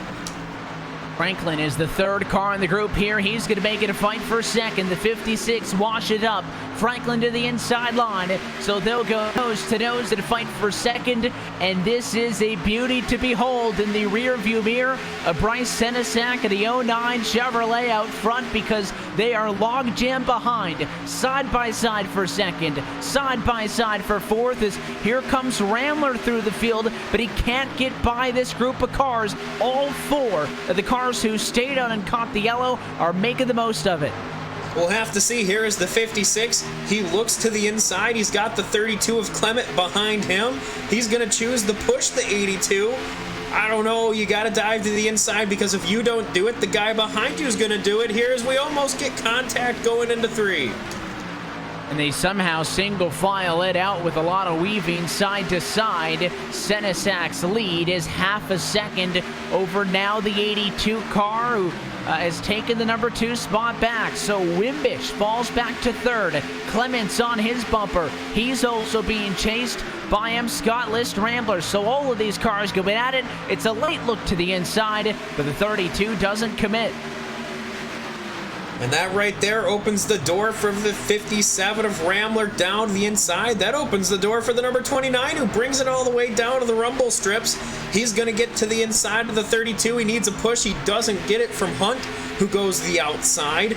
And it looks like the 32 is going to be able to clear the 29 back, coming down the back straightaway right now. Senesac has about a half a second, almost contact again with the 32. Almost getting to the back of the number 57 of Rambler. The 57 gets one of those positions, but still can't get up to Wimbish. Curious what Mike Frank is going to have this time by, because He's been in a couple of battles. The gap between the top two last time, 0.591 seconds. This time it goes to 0.599, so almost even.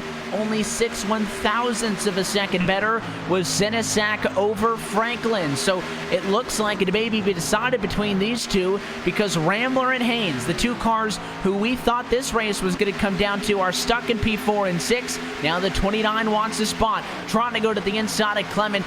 Desperately, Steve, trying to get the position, but he just had no momentum at a turn 2 and can't get there in 3.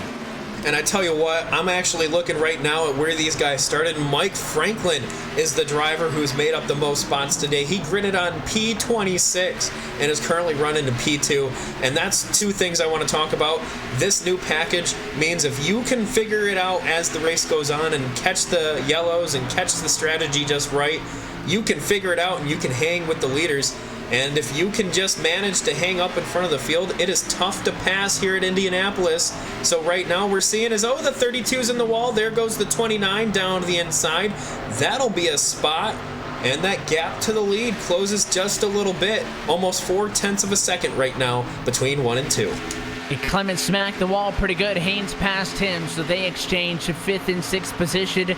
But Mike Franklin, as you noted, started 26th out of the 26 cars that are in this race. He started dead last some 73 laps ago, and now he is reeling in Bryce Senesac. Both these cars decided to try to stretch their fuel, to go for the one-stop strategy, caught a yellow, and again, I noted my concern, can they hold off some of the best cars all night? They are doing it with ease. Rambler moves into 3rd position, but he is 2 full seconds behind them, and Franklin took another 10th out of the advantage of Senesac as the gap closes to 5 car lengths. And as that gap closes up front, Rob Haynes does get around the 56, who might have clipped the wall there, lost some momentum that last lap. So now we're off to the races. Who's going to be able to get the win here? Can Rambler?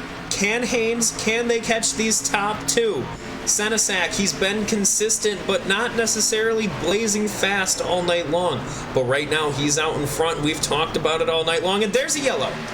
Caution flag is back out, will slow him down again, and it is a big mess in between 3 and 4. Michael Thwaites is one of the cars that is around, but it looks like he came up onto this one late. It all started with the 00. That is Nick Hunt. We'll take a look at the LSR TV replay. How about this battle back in the pack? Well, we're watching the race leaders. We just went back and caught that in time. They were 3 wide, and it was in the very corner of the screen. A dive to the inside line did not work by the 40 car. He got turned. Nick Hunt's into the outside wall, and there's at least 4 cars who got a good bit of damage. And that right there is going to be especially heartbreaking for, of course, everyone involved, but Nick Hunt, a driver who started 5th, was inside the top 5 the majority of the night, and now, unfortunately, I don't believe he's going to be able to get that machine to cross the checkered flag, Evan. So now what do? Do we come down pit road again? If we don't choose to come down pit road, how many guys are going to do it with you?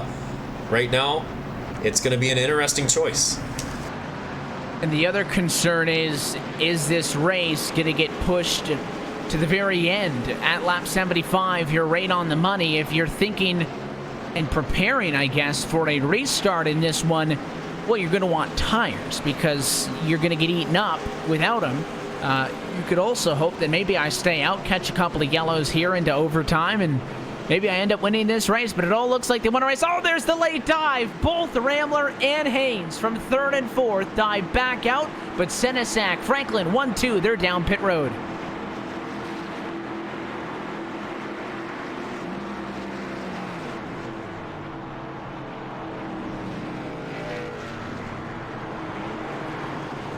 Almost a split decision here, but the cars that came in and the cars that stayed out, for those that are on pit road, it is an easy decision to go with 4 tires and fuel. So Senesac does just that, and as he burns it out across the yard of bricks, he'll stay in front of the 82, and they will win that battle in the race off of pit road.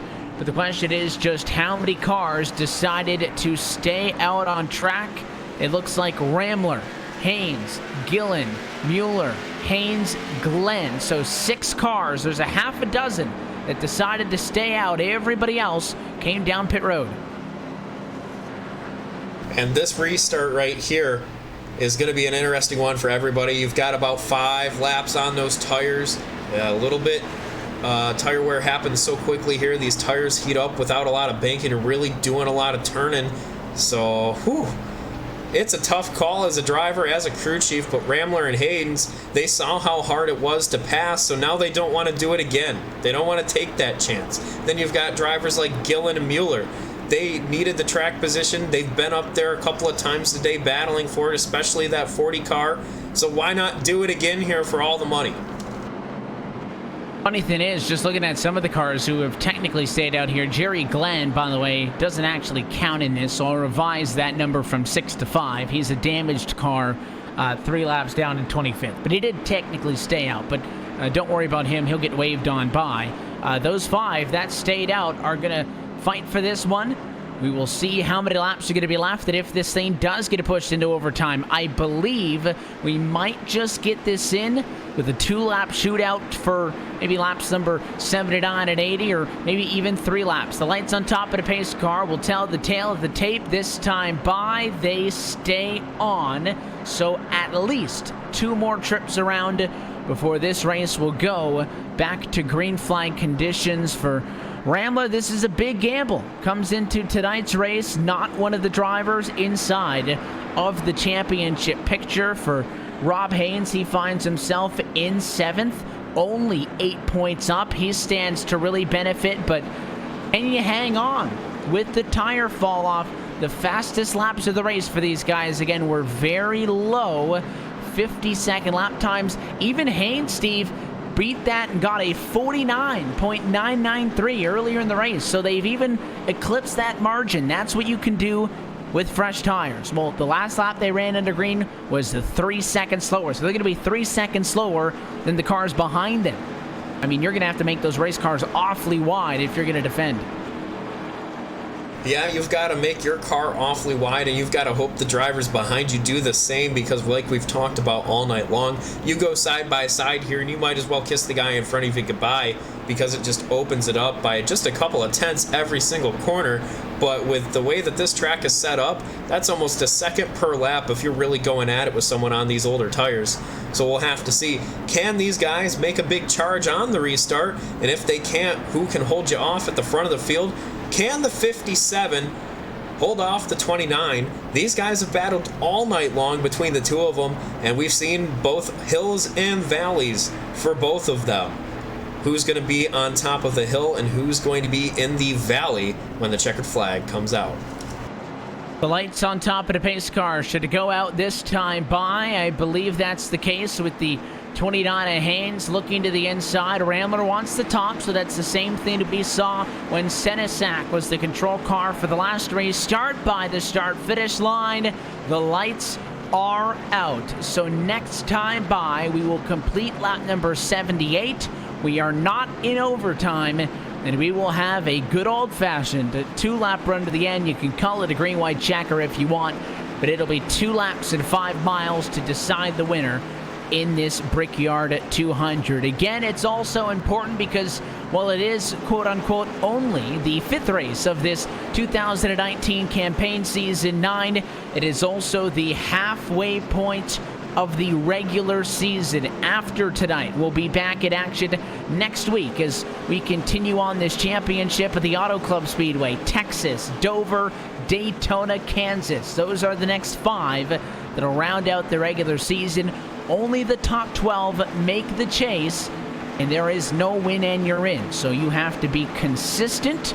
Keep it in mind that you do have 2 provisionals in the regular season. You do need to be consistent and to make the most out of all of this. And we'll see, most importantly, Steve, here while still in regulation in this race, if we can get to the white flag, doesn't matter what else happens, the race will be official. And for these drivers, it's a split decision for you. Do you want to see that checkered flag or do you not with those older tires? If you're in that lead pack and all of a sudden you find it that you can't hold on, and maybe a yellow and you're not losing as many spots, that couldn't be the worst thing in the world. But we'll just have to see how it lays. These cautions tonight have been the biggest deciding factors to who does what. but the pace car lights are off, and we're getting set and ready for the restart, Evan. There's been a lot to happen over the course of these 78 laps, but it all comes down to the final restart right here, right now, from Indianapolis Motor Speedway. Green flag back in the air for Scott List Rambler, all on his own on the outside. The 27 Mueller going to push him through. Haynes falls to third, but where are the cars with the fresh tires? Here comes Bryce Senesac. He flies by the 40 car and is already up to fourth. We have a car on the inside wall in the back, no caution. Here comes Senesac, 3 wide in the back. Just like that, to third, now to second, easily disposed of Mueller and company behind him. And now he sets his sights on race leader M. Scott List Rambler. They'll head into turn number 3. They're all looking to just get to the white flag to make this race official. 29 cars in the outside wall. Rob Haynes is in front of the field. It is a big wreck in turn 4. There is a caution flag, and this race will not be official. We are headed to overtime. Wow, absolutely wow, Evan. Let's pull up that LSR replay, see exactly what happened there. We saw it all start with a smack to the outside wall. A green-white checkered is coming up, and it was the 29 car who smacked the outside wall. Of course, trying to get everything he could. Haynes with the fresh tires just wasn't able to get by, and unfortunately they were too wide, multiple rows deep behind him. That's where the issue comes in. Comes down across Tyler Hallman, so Hallman gets a lot of damage. The 66 car with an absolutely monstrous hit. Bobby Tinch's car got destroyed as he caught air in turn number 4 and ended up on his lid. About a half a dozen cars involved in the big one. Just 10-15 seconds shy. A Rambler making it to get to the white flag. At that point, he would have been home free. Instead, he has another restart due up, and with the way that those cars got eaten alive by Senesac, I think it showed that coming down and pitting Steve was the better idea. Now the question is for the 09 of Senesac, can he get this on his own? Because he's going to have other cars behind him who have recently pitted. I think if this stayed green, he would have only had to worry about those other cars in front of him. Only Rambler on the old tires. But now he's going to have Wimbish probably right on his bumper, on fresh tires there with him. And I think he's still in a great position to get this win, but it does get more complicated now that we head into Ricmotech overtime.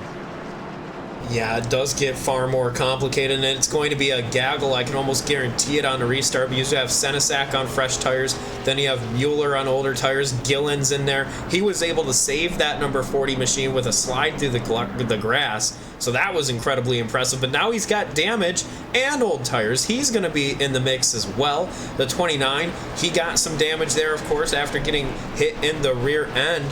So we've got probably one car with fresh tires and then another car with older tires, then damage and everything in between. And the 57 machine of Rambler trying to hold them all off here on this restart. They will have a maximum of 4 attempts to complete this green-white checkered finish.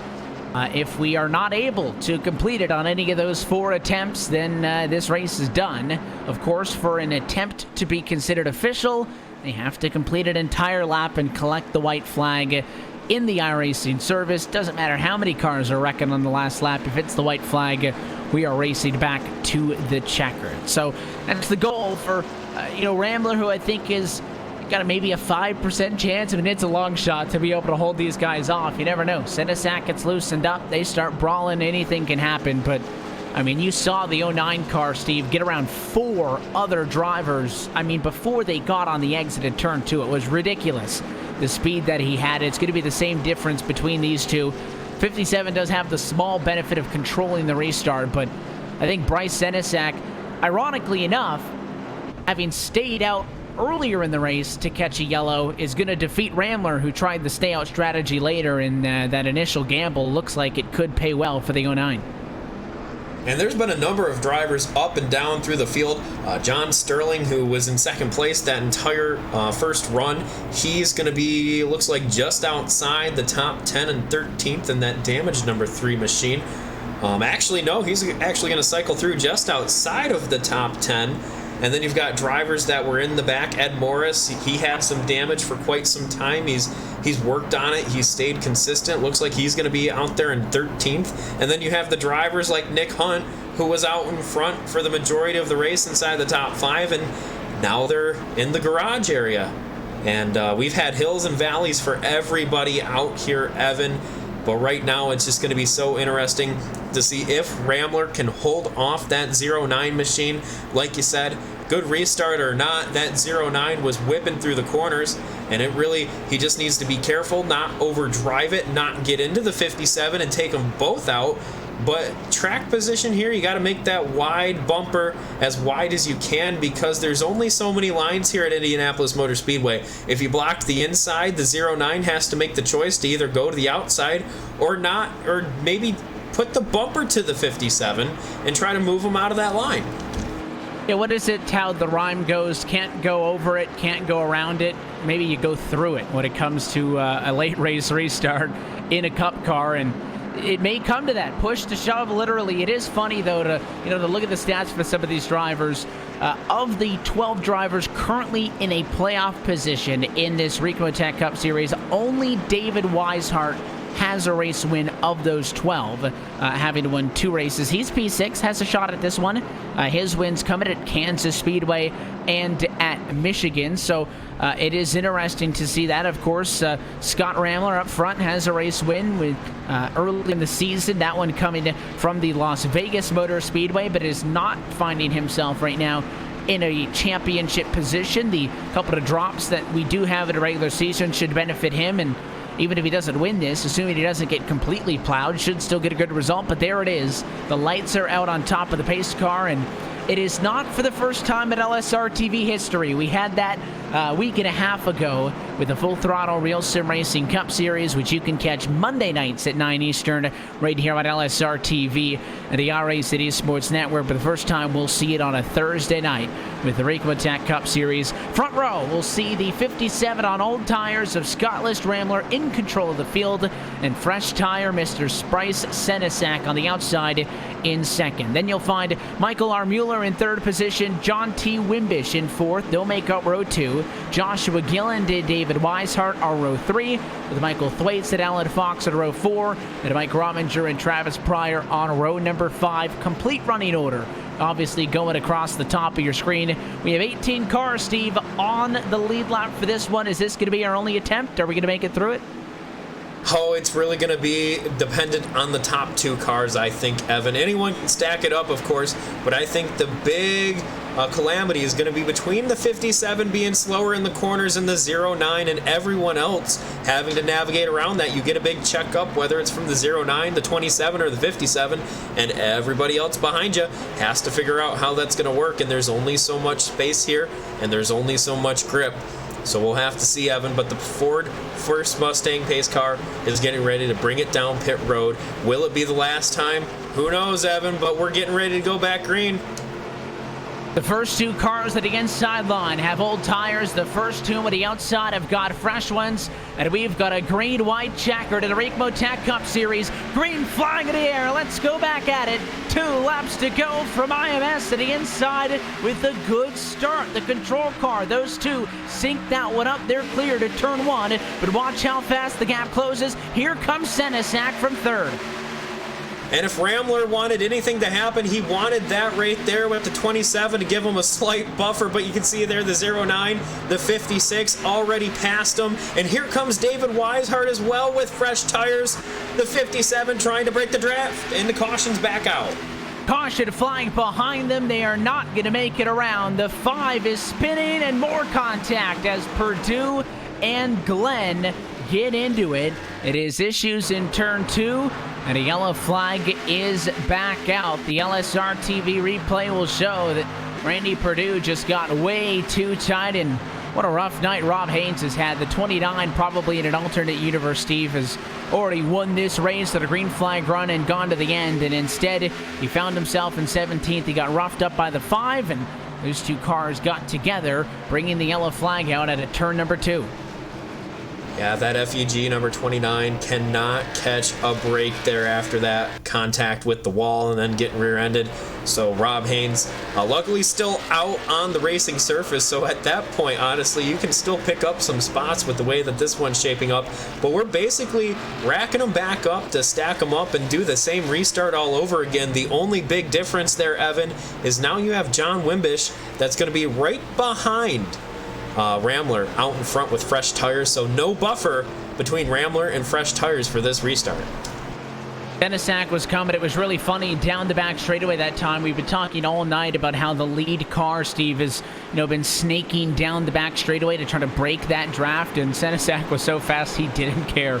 Rambler went down to the inside along the grass, and the 09 kept on trucking up against the wall and probably would have had him by the time they got down to turn 3, but the yellow flag came out halfway down that very long back straightaway. And again, this one extends to an LSRTV first, and that is double overtime with our second attempt at a green-white checkered finish coming up. Lights are probably not going to go out on top of the pace car this time. Need an opportunity if somebody wants to come down to pit road and get some fresh tires, get some repairs, so maybe at least 2 or 3 more times by before we do restart this one. But you're absolutely right with the subtraction of the main car instigator. Mueller actually is coming down pit road, so Mueller drops off at the top spot. He wants the tires, and probably a good move to just come in and probably realizes he doesn't have a chance to win this race, but salvation mode now to just try to get what you can out of it. Rambler's all on his own. It was very clear that those two coordinated that start together, but Senesac and Weishart, you got Wimbish. I mean, it is a ton of fresh hot rods coming up on Rambler here, who I think if he could have gotten to the white flag and maybe on the first attempt, maybe on the second attempt, in some universe, again, that buffer that we were talking about, those 4 other cars on old tires help him out. I mean, his defenses are completely gone now, though.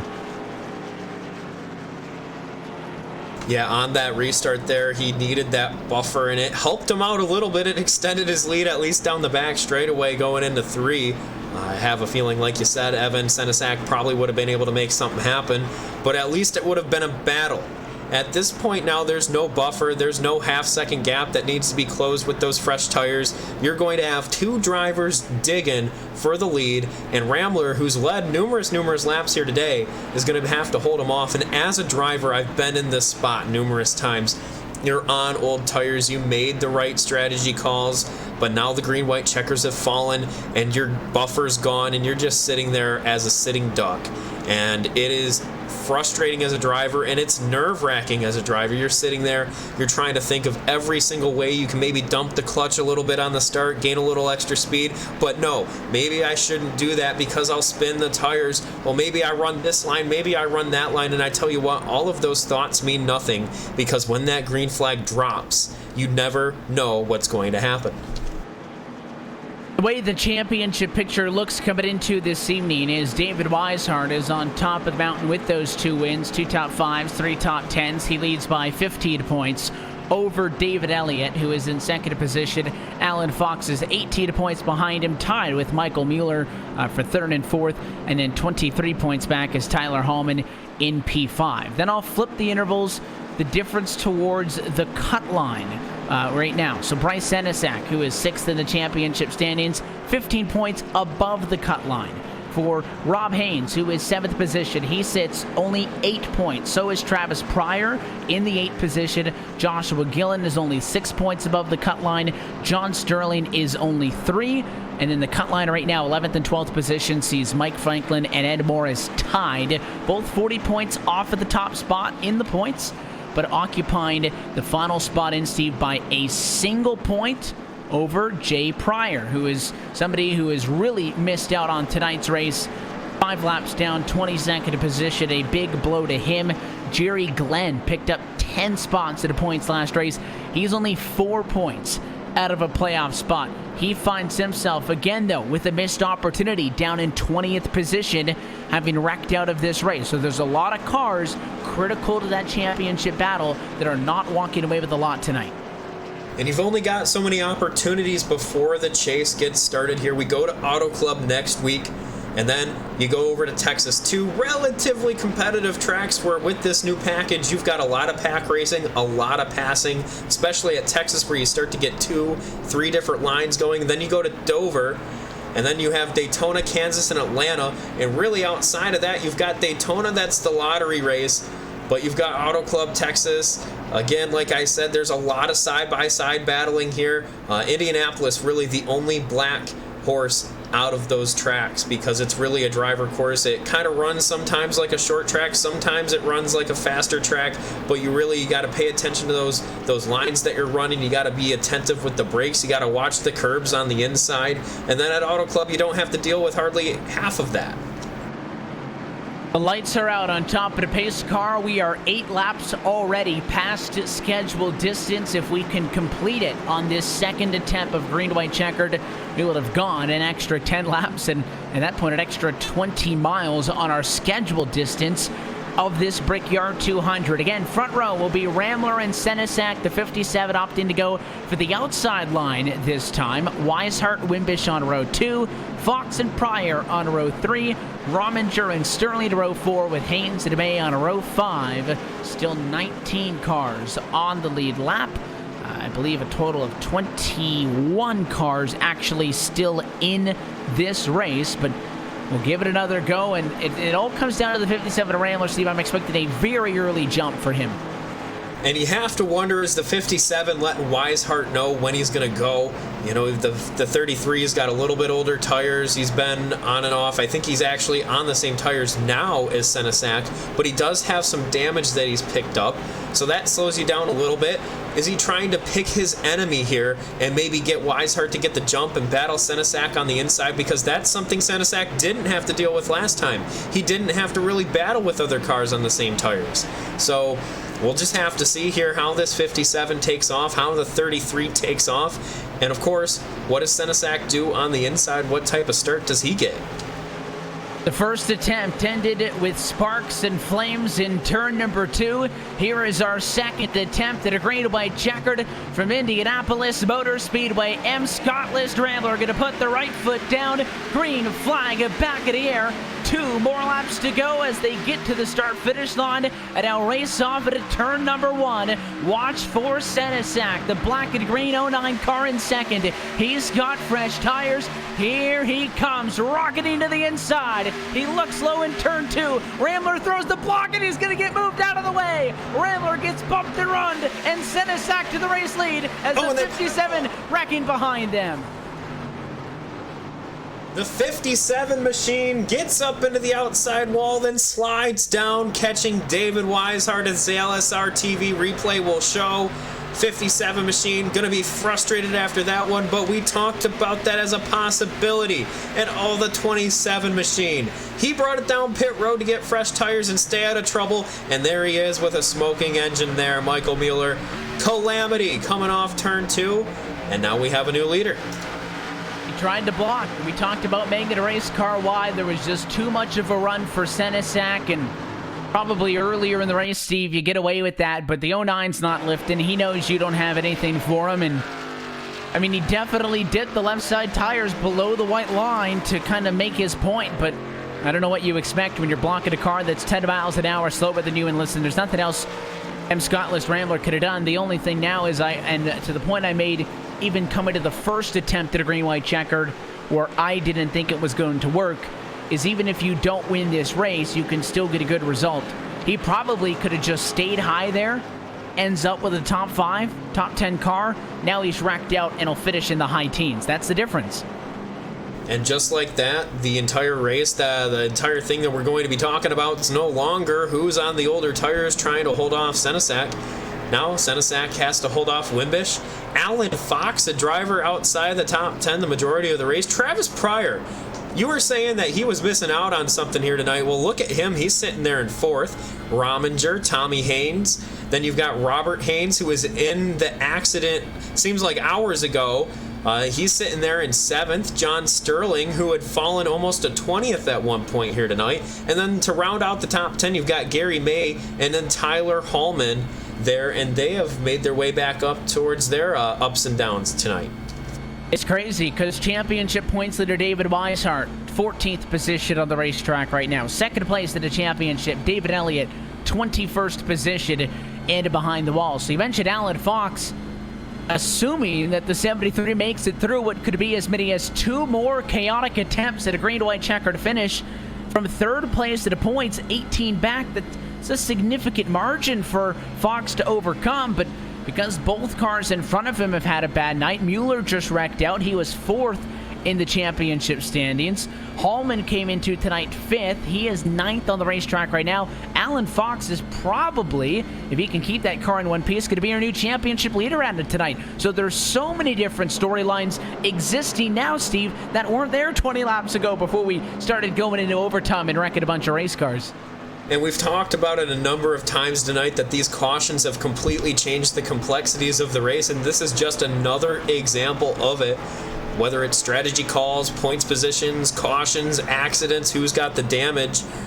Man, every single caution has completely changed the storylines that we have here tonight, and we still have a chance to have another one here with Senesac out in front. And I think this time it might be a little bit different. We don't have a car sitting in front of the field that's going to be slow in the corners. Everyone's going to be relatively same speed getting into the corners, or at least I think they will be. You never know if someone's got some hidden damage that you just don't know about nowadays, but the 09 and the 56, between the two of them, it's going to be a battle. For the 56 of Wimbish, he's been out in front. He's battled through the top 5 a couple of times. The 09 of Senesac, completely different story aside from the last 30 laps. He's battled through the field. He started 23rd. That first run, he went from 23rd to about 15th. And then that second run, he went to 15th to about 10th. And now we stack him back up, and he's got another opportunity out in front. And this time, he will be the leader, trying to hold everyone off.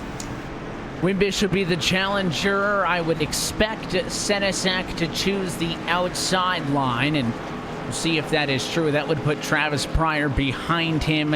Alan Fox in third. You were just on board with Pryor. No laps led. He finds himself all of a sudden in 4th position with an opportunity to win this race. It wouldn't be the only time we've seen drivers win races with minimum laps led here at LSR TV. Just a couple of weeks ago, we had a race winner to a driver that had led only 1 lap, and it was that final lap of the race in a race at Chicagoland Speedway a couple of Monday nights ago. So these races do tend to surprise us, to give us things that we hadn't seen before. We've never seen triple overtime here. We're seeing it tonight.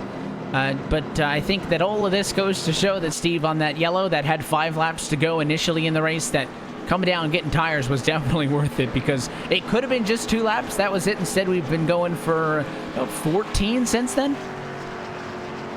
And that's something that we haven't talked about a whole lot today at all, Evan, because we've been under green flag conditions a whole lot, so track conditions, they change very slowly. But here under yellow, if we get a cloud in one side of the track with this dynamic sky that we have, the track temperatures in one half of the track can vastly change, and then you're going to have maybe 3 and 4 have a little more grip. You're going to dive it off, and then maybe 1 and 2, it still might be sunny over there, and you might get loose. These new dynamic track surfaces and the dynamic skies have completely changed the complexities. If you roll it back to earlier, there were a couple restarts where there were some clouds across half the track. And unfortunately, because we had those yellows, we really don't know what it would have done. But I know out of my experience as a driver, when that happens, especially at the end of the race, every single restart is different from the last. And this one is certain to be different than the ones that have come prior to this. The lights look like they will go out on top of the pace car this time, and we enter the 13th lap of extra time here from IMS. Watch the pace car to see if this will be the restart. Survey says yes. Lights out on top of the pace car. Here we go for attempt number 3 of 4. There is still one more attempt after this. I believe if this one does not happen, we'll of course wait to see if a yellow comes out before the white flag to get the official ruling on that from race control. But we are being told that this is attempt number 3 of 4. Again, you just got to make it to the white flag for an attempt to be considered official. And if we do have a caution on this one, who's it going to be, and what's that going to change here? The number 9 machine, we saw him fall back through the field a couple of times here today. Well, now he's back just outside the top 5. you've got a lot of these drivers, like we've talked about numerous times here, that have been up and down, and here we are with the way they stand now with the restart coming to you. Evan, I don't know what we're going to get on this one, but it's going to be crazy based off the last ones. I thought we had a pretty good idea, you know, in our regulation 2-lap run to the end, and even the first and the second of these green to white checkers, thinking to myself, you know, the fresher tires are going to be better than the cars that stayed out, but all of those drivers who stayed out have kind of faded away. Bryce Senesac has finally found himself on the front row with an unobstructed view of the flag stand. When he comes into turn 4, the 09 of Senesac will be the control car, this time off of the corner, as we get set to attempt our third go at a green-white checkered finish in this Brickyard 200 fifth race of the 2019 Ricmotech Cup Series at LSR TV and the iRacing Sports Network. Pace car down and in. It's the 09's field to control. We'll try it again. 2 more laps to go from Indianapolis.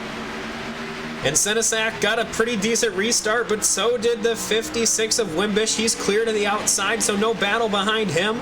The 81 dives in, and the 73 of Pryor falls in line. So top 5 single file as they try to figure it out. Single file for now, but Wimbish is on the bumper. Look at the 81 of Travis Pryor. He looks low. Both of those cars, though, in second and third. Bad exits off at 2. Senesac's going to bring him down to the grass. Try to cut the draft off. Here comes the 56 now with a run. Does he look to the inside in 3? Thought about it, but no. It's still Senesac in a quarter. Again, Wimbish second, Pryor third. A gaggle of cars from P4 on back, but they're looking to make the third attempt official as we look for the white flag into turn 4. Here comes the 56. He'll go to the outside. There's the white flag, and the race is going to be official here. It's a battle between the top 2. Senesac on the inside. You've got Wimbish on the outside. Then Pryor looking on from behind. Here comes the 56. Pryor takes a big dive, and they go single file again. All over his bumper, but Senesac will not leave the inside open. Wimbish is going to have to make a run off of the corner, but here comes Travis Pryor. If the 81 gets to his inside, neither of them may have an opportunity to fight for the lead, and he's going to block them all the way to the inside, but Pryor still muscling his way through. This might be what wins the race for Senesac, and it will be. They're too busy fighting for second. It's Pryor on the inside of Wimbish, and all on his own for the final time at a turn 4 is Bryce Senesac with a whole lot of strategy going his way on the third attempt at a green-white checkered winner tonight from Indianapolis Motor Speedway. Absolutely incredible couple of laps there, Evan. The battle between the top 3. You can't blame Pryor for trying to push for second. You know, at that point, you got to take all you can get. You know you might not get to the leader, so every position counts and every points count. But look at Bryce Senesac. Strategy, performance, speed, everything in between, and the 09 machine's going to be getting the checkered flag here tonight. There were 2 consequential strategy calls that could have made or break your race. You didn't have to get both right to have an opportunity. The first was to go for the one-stop strategy on the 50-lap run to the end of this race. Senesac did that, caught a yellow as your race leader. That was step 1. Then part 2. Do you come down and pit for the final restart, or what could have been the final restart at regulation? He did. Both of those decisions put him in perfect position. It took 3 shots at Ricmotech Cup Series overtime, but he played it perfectly tonight. And Bryce Senesac with a well-deserved first win of the 2019 season. He treads carefully over the bricks, but he's going to do some celebrating on the front straightaway, winner of this 5th race of the 2019 Ricmotech Cup Series. What we'll do is take an opportunity to step aside, and when we come back, we'll go trackside, talk with your top finishers, and recap what was a thrilling race tonight from Speedway, Indiana. You're watching LSR TV's continuing coverage of the 2019 Ricmotech Cup Series on the iRacing Sports Network. Post-race action coming up next when we return to the Brickyard.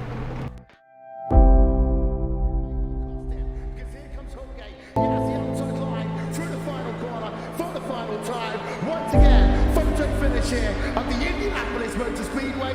Will it be Tim Hogan? It's going to be Christopher DeMerit at the line.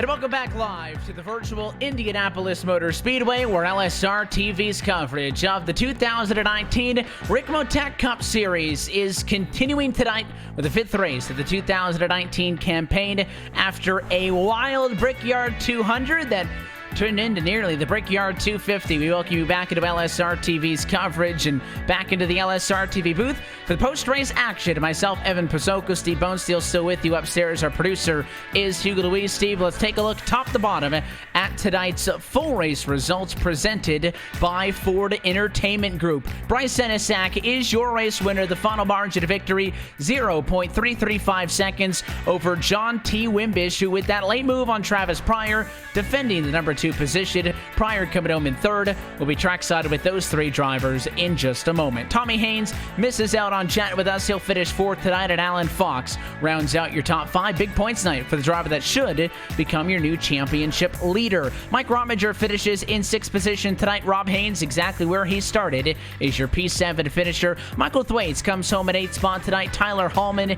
in 9th position, and Gary May rounds out your top 10. Ed Morris in the number 7 machine just outside the top 10 is going to be able to come away with 11th. M. Scott Ramler there, unfortunately, was not able to hold everybody off on those late race restarts. He's going to be in 12th. Randy Perdue with a damaged race car is going to be coming away with 13th. David Weishart unfortunately got caught up in calamity. He will be in 14th for that number 33 machine. Then you've got Darren Clement rounding out the top 15, followed by Joshua Gillen. He's going to be 1 lap down in 16th. John Sterling in 17th. Jerry Glenn in 18th. Davey Hendricks in 19th, followed by Michael Mueller, who had to come down pit road to get fresh tires and stay out of trouble, and unfortunately trouble found him to round out the top 20. The rest of these cars are actually out of the race. Surprising for a contest that saw a majority of the field fight through it for the better part of 78 of the 80 scheduled. In this one, it actually ends up going 95 total at the end. 21st is Nick Hunt. David Elliott's 22nd position. Jay Pryor, 23rd. Mike Franklin, 24th. And Bobby Tinch in P25. Adam Eisenhower, 26th. And Tommy Amasey rounds out your field all the way at the back in 27th position. That's a complete look top to bottom at your Ford Entertainment Group full race results. FEGPC has been serving the iRacing community with custom-built affordable computers specifically built and tuned for iRacing. Your PC will come with everything you need preloaded so you can get racing as soon as it hits your doorstep. Get yours today and join the 600 plus iRacers already enjoying a Ford Entertainment Group build. PCs to fit every budget from $540 and up. For more info, log online to www.fegpc.net and mention code LSRTV10 to get your build quoted today. Let's head down to Ricmotech Cup Series Victory Lane. We are stood by with the driver of the 09 car. Bryce Senesac is your race winner tonight for the virtual Indianapolis Motor Speedway. Bryce, congratulations on the win, the first for you in 2019. And they made you work for this one, but there were so many pit strategy calls that came down to this: the decision to stay out, go for the one stopper to catch a yellow, and then the subsequent decision to come down for fresh rubber. You made the calls perfectly on a route to victory lane. Tell us about it. Man, yeah, they're just yanking my chain there at the end. We had that first green white checkered. I just pretty much thread the needle. I think it's between the 27 and 29, and I needed at least like a whole lap to catch the 57, but the build wasn't letting me have that lap, and I eventually got a good restart there at the end to kind of do a little bit of door banging. Sorry on him, but I mean, the way I saw that, I was down there, I had a nose in there, and he kind of ran me down, and he had 2 chances, got lucky. I wasn't going to let him have another chance at it, but I mean, as far as strategy went, me and teammate Mike Franklin, we were pretty much on the money there on doing it on one stop there at the end. I was pretty much down to just clutching it every time going in the corner, and I was pretty much going to be set to running out right at the line, but yeah, they didn't want to make it easy on me and had to throw an extra like 15 laps and a bunch of cautions, but we got the job done. That's what matters. I was actually surprised that, of course, fuel's a lot tighter with the limited fuel cell that they let you guys run here on Thursday night. I was surprised the board drivers didn't want to go, for the one stop with you. The fact that you started 23rd place in this race and for at least a majority of the, opening stages weren't one of the top cars. Was that by design at all? Were you trying to stay out of the chaos? Because obviously you knew what you were doing strategy-wise, and you guys have had a great season coming into tonight as a playoff driver already. Was it just missing something, or was that kind of the grand scheme of things? Because it ended up working out either way. Yeah, it's definitely by design right there. I think after running the first 1 or 2 races of the season, I know we got the pull there at Vegas, and I was pretty much let's just go for it. Let's, as they say to me, let's just send it. And we sent it and got wrecked by the leaders, guy making a rookie mistake there. So, starting ever since Michigan, my strategy was we'll just start in the back, let them get whatever they need to out of the way, wreck or whatever, and we'll just hopefully find ourselves in the right spot, right time there at the end. And it's working out in the Cup. We need to start doing that in the Xfinity because we haven't had best luck there in the last 2 races. But yeah, we'll get there. In the grand scheme of things, the win doesn't change a whole lot with the lack of a win in your in. You were in the points picture coming into tonight. You're going to pad a little bit of distance towards the cut coming at it tonight. Halfway through the regular season, though, how would you assess how you've been so far? Maybe anything you need to work on and what the outlook is going into next week as we go racing in Fontana? I think we've improved after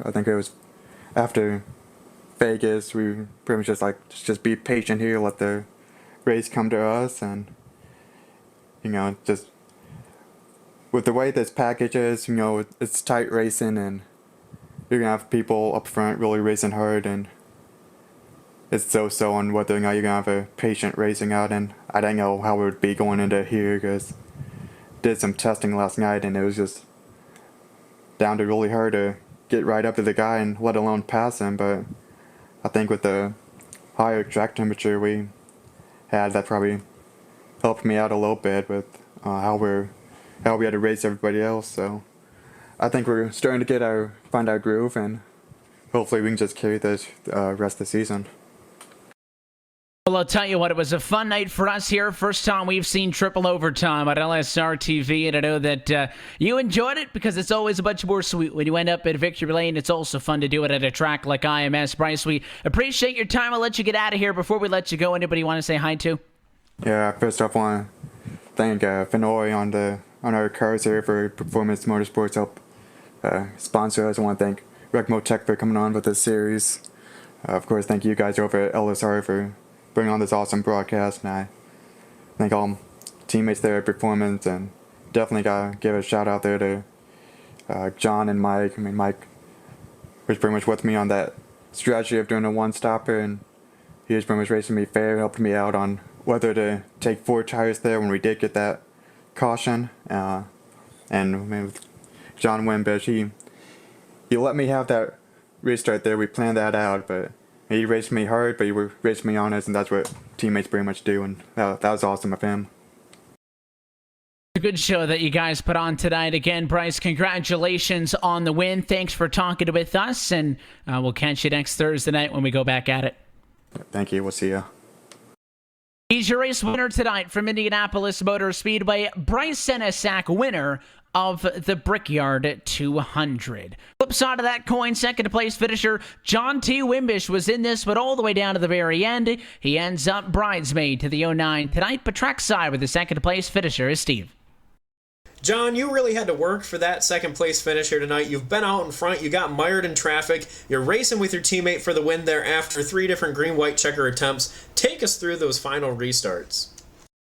Yeah, I knew the pressure was going to be coming from behind. Travis Pryor in 81, he kind of put it on me there at the end. I wanted to be able to race for the win, but Travis did a real good job there of trying to race me for second, and so kind of had to start paying attention to him. So put big block on him, and got to thank him for not turning me because he could have very easily. So I think everybody was a little agitated with all the cautions here at the end. So I know you guys had your first green-white checkers in peak the other day, and now we've got 3 tonight. So it's a little agitating at 2 minutes of pace lap.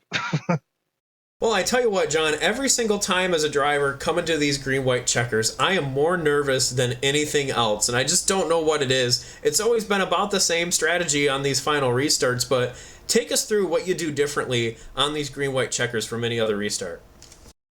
I mean, really, and with this package, and I mean, you guys have seen it a lot with all the races you cover. It's so different now, and the guy can get a run on you, and the draft plays a big factor in it. And if a guy can get to either quarter panel right there, it puts you in a bad spot, and especially at a track like this on corner entry where you want to be on the inside. So, my biggest thing was I wanted to protect the bottom, protect that inside, but also race Bryce for the win. But when Travis put that there, and I knew he would, so before we even took it, my main thing was I want to protect the bottom, and he got a real good run on me there, and I just had to take it down there. With this package blocking, it's a big part of it, especially at the end of these races. Everybody's kind of pushing a little bit harder, so it's super tight racing, as we see with a lot of series. And through the race, everybody kind of spaces out a little bit and just gets a run in, but really you could run like that the whole race if you wanted to, but good things won't come of it. Now, with Indianapolis Motor Speedway being kind of a wild card here in the schedule, how does this set you up going into Auto Club? What's the differences for your team, your strategy? How's that track so much different than this track? It's more of a rhythm track for me. I'll be honest with you. I'm not a big fan. I mean, I like Indy as far as the track and the racing it provides with open wheel cars. But for me, when I looked at the schedule, this is the one track that I really did not expect to do well at, because you have to hit all four corners perfect. It's such a momentum track. And if you mess up a little bit, a guy can get a big run on you. And I'm sure, we saw a lot of that tonight. And especially when you get down towards the end and, people don't want to lift. You've got to be perfect, and if you're not, you really pay the price for it here. So I'm more of a rhythm type guy. I like the larger tracks, like Kentucky's and Auto Clubs, Michigan, things like that. So I'm looking forward to that, and the draft will play a factor there as well. But you can get away with a little bit more there than you can here. You got to be dead on here.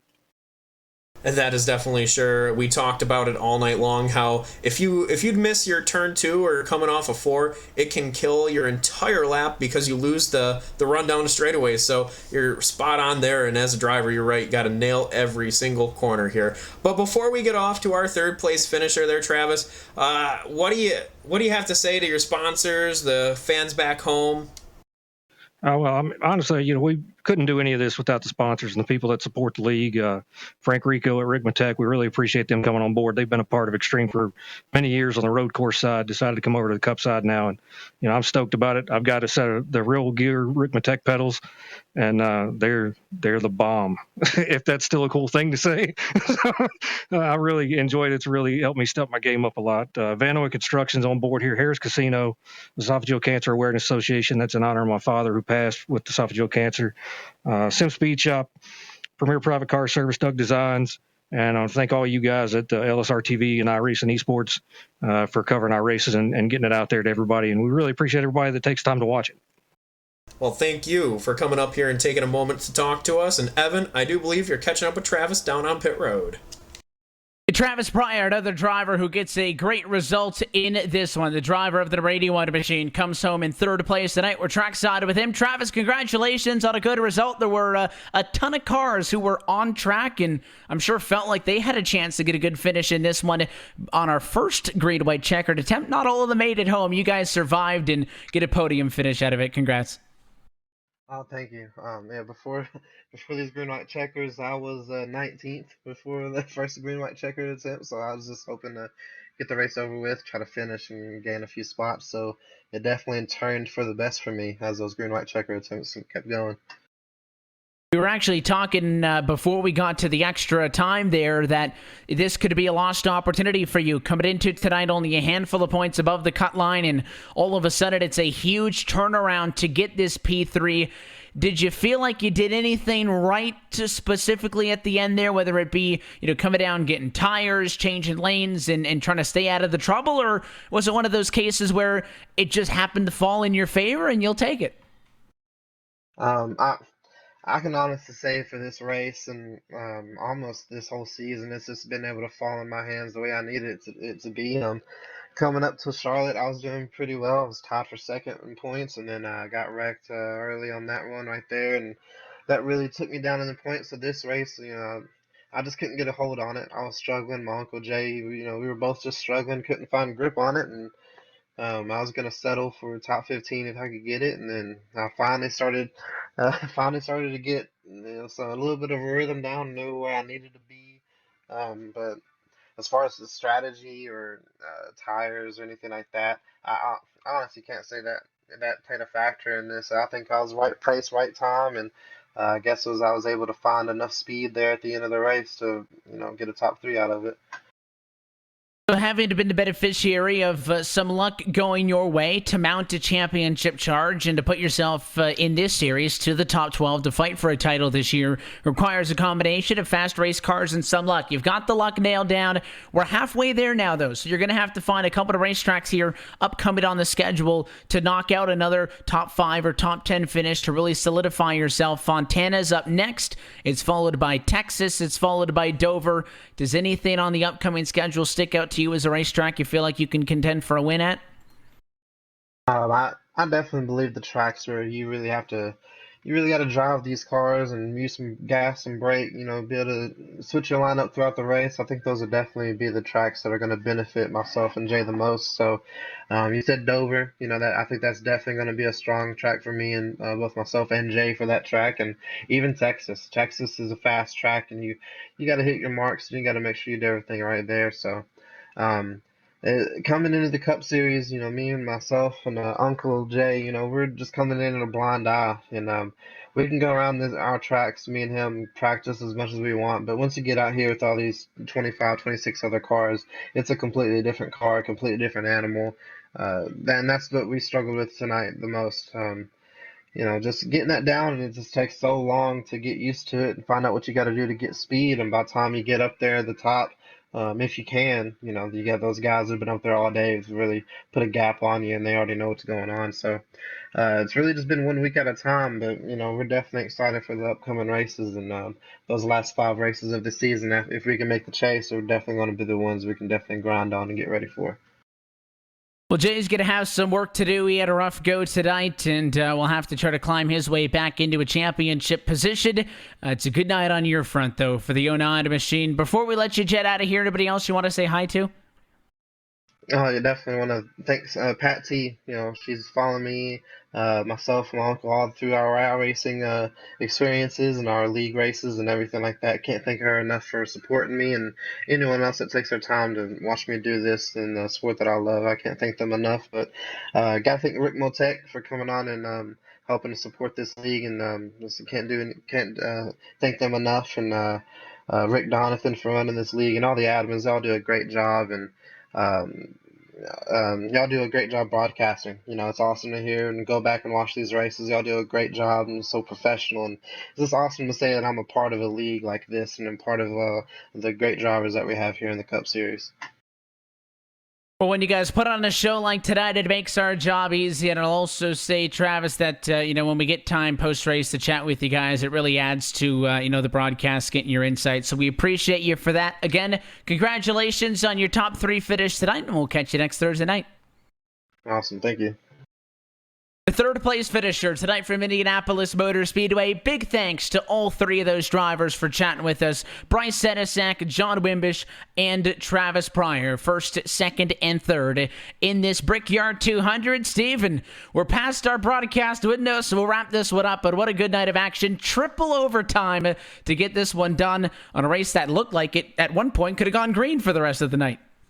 Yeah, it was a battle for the drivers all the way around for all 80 plus, 96, I do believe, with the green-white checkers, and it was an incredible battle for sure for every single one of them. So really awesome finish, Evan. Really happy to be a part of it. And we hope that you continue to join in with us as the series comes on. But for now, that does it for us here tonight from Indianapolis. Want to say thanks to our entire team at LSR TV, the folks behind the scenes, and of course those who are making these broadcasts possible on a week-by-week basis. For myself, Evan Pasoko, and a big thanks to Steve Bonesteel for joining us tonight. For our producer, Hugo Louise, downstairs. For all of you tuning in, I want to thank you all and congratulate Bryce Senesac, a race winner tonight from IMS. We'll be back in action next week, as noted, Thursday, July the 25th, for the virtual Auto Club Speedway. That race and every race of the Ricmotech Cup Series can be found right here at LSR TV and the iRacing Esports Network. Until next time, good night from Indy.